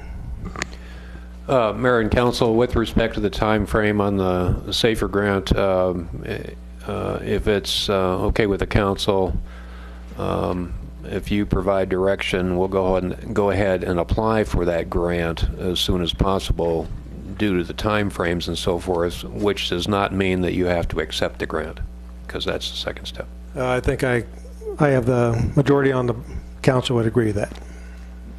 Thank you. Anything else, sir? Not for me, if there's nothing else from the Council. Thank you, Chief. Thank you, Mayor. Council members. Item D. Item 1D, legislative update. My lovely assistant, Mark Woodfill. Thank you. I will try to keep it a little bit shorter today. A quick update on House Bill 2107. As you're probably aware, we did pass through the Senate Government Committee last week on Wednesday on a 5-2 vote, allowing that bill to keep moving forward. Since that time, Representative Campbell has been working with Senator Bartow, who's the chairperson of the Senate Health and Human Services Committee, which is another committee that we have to get through in the Senate. They have worked out an amendment to the bill that she's more comfortable with in order to be able to have it heard in committee rather than actually die this year, which was a potential. That maintains the essence of the bill, but changes some of the language so that as it moves forward, hopefully we have continued support, and it would still allow the city to enact a health and safety ordinance that's in compliance with the Fair Housing Act as well as the Americans with Disabilities Act, which was always the intent, but there was some confusion amongst some of the legislators about how things would be carried forward. So that bill is scheduled to be heard in the Health and Human Services Committee of the Senate tomorrow at 2 p.m. And I will be down at the legislature, as well as Barry Aarons, our contract lobbyist, and some other members to speak for the bill. So as I understand it right now, this bill remains permissive. As a matter of fact, it might even be more permissive. Correct, Mayor Oberg. It takes out some of the language that was more prescriptive in nature, detailing very specific things. It leaves it as an at least what is in the bill, and it does cover regulation of house managers and different things like that. So it has the same essence of the bill, but some different language that I think more than just Senator Bartow will be more comfortable voting yes for the bill. Just a little bit of information. If the bill does move forward tomorrow, the next step would be for the bill to progress to the Senate floor, and because of amendments in the Senate, it will have to go back one more time to the House just for a floor vote to make sure that the members of the House that voted yes on the original version are comfortable with the new version as it moves forward. And our lobbyist has been speaking with members of the Senate committee that are meeting tomorrow on the bill and working to get favorable commitments as far as moving it forward. There's a couple of other bills on the updated list that Mark so graciously handed out, and I just want to point those out. The Senate Bill 1516, campaign finance, the League has worked successfully to get some amendments to that alleviate some of the concerns that city clerks and city attorneys had about conflict of interest and how that was listed. And so I would just suggest we be neutral on that and not take any action. The other four bills I want to point out are Senate Bill 1350, which is a strike everything that is being termed the Airbnb bill, but it is about online home sharing. The issue to be concerned about within the bill is that it would preempt cities from prohibiting vacation rentals and prohibiting vacation rentals in general. Currently, the city of Prescott does prohibit vacation rentals or short-term rentals of less than 30 days in single-family and multifamily residential zoning. So what we are doing is working with our lobbyist, and I'll be in contact with John Palladini after this meeting, to create some language that would lengthen the amount of time that a city or town that has that existing ordinance in place is allowed to maintain that. I don't think that we will be successful in fully grandfathering the existing zoning requirements based on this being a governor's bill. However, lengthening that time so that we could put into place some of the regulations that are still allowed would at least help a city such as Prescott be able to provide education to our residents and ease in some of the impacts of having to allow this in a residential area. The League has also been very engaged on this bill because the other portion of the bill has to do with revenue sharing for sales tax that the online retailers will pay on the short-term stay to the state and then pass through to cities and towns. So again, even though we're working on that amendment, I think probably just from the perspective of being preempted on some zoning authority, the city would likely still remain opposed even if we're able to get those amendments. But this bill is moving very quickly, and I don't see a lot of likelihood of being able to maintain votes to kill it at all, even to come close to killing it. So we are working on that amendment. House Bill 2398, the annual desire to expand people's ability to enjoy fireworks in a highly combustible state, will be on the Senate Government Committee tomorrow. The League is opposed to this. Obviously, every year that I've been here, we have been opposed to the expansion of the use of consumer fireworks. This would extend permissible consumer fireworks to shell devices, firecrackers, tube and mine, and shell devices, essentially aerial fireworks. So, which is exactly how wildfire spreads. But this is the annual fireworks bill. So we will be opposed to that unless the City Council disagrees.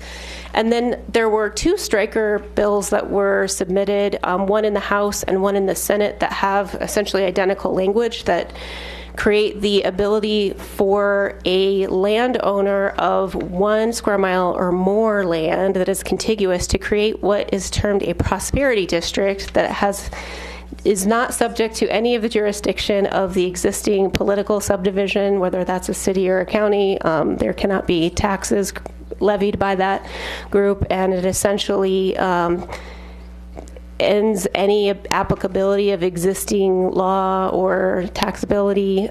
It requires the governor to try to enter into an interstate compact, and also requires the district to enter into a revenue sharing agreement that is equal or greater to what the existing entities receive. I would say the bottom line is this is a somewhat bizarre ability to decide not to be part of the state. And so I would recommend that we would oppose those bills, considering the potential implications of having little pocket districts within the city that don't have to comply with the laws or receive solid waste services or the like, would be problematic. As tantalizing as this is it moving forward? It has passed out of both committees where it had to strike everything in the Senate and in the House. So they were close votes, but I mean, I don't know what the impetus of the bills are, what group is behind them, but it's concerning, I would say. So with that, I would be open to any questions. Any questions? Comments? Thank you. Thank you. Item E. Item 1E, request for information regarding the March 15, 2016 voting meeting agenda items.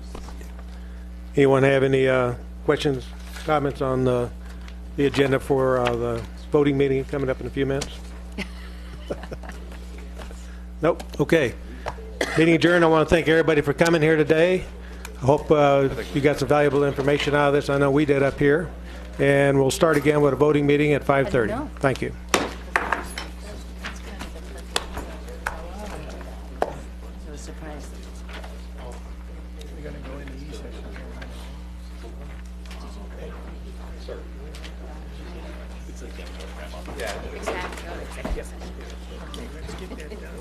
Oh, we have the executive session.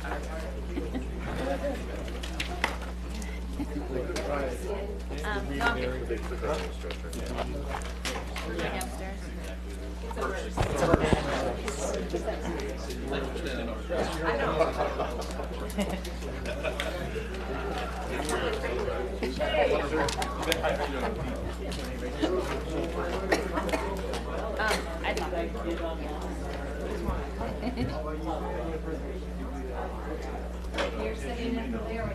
Yes.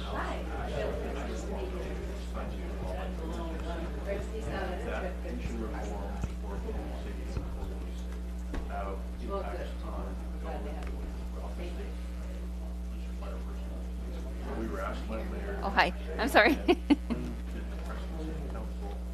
How reform will affect the city of Prescott, its employees. Right, because Prescott is a unique situation. No, there are 250. Okay, I gotta go downstairs. That are part of the policy retirement system. So each of them will have slightly different impacts depending on what your own So this really would help them understand the impact, right? How it will impact this city and the community. But voters will be in May, is that right? the legislation that was passed by the state has two components. Majority of the legislation has already been approved, signed by the governor, and will go into effect. There is a small portion of the legislation that requires voter approval. There will be a ballot initiative that voters will have an opportunity to vote on page 17 today, and that is strictly limited to the portion of the reform that affects current employees and retirees. Specifically, it's the portion that changes the method for determining increases to the retirement benefit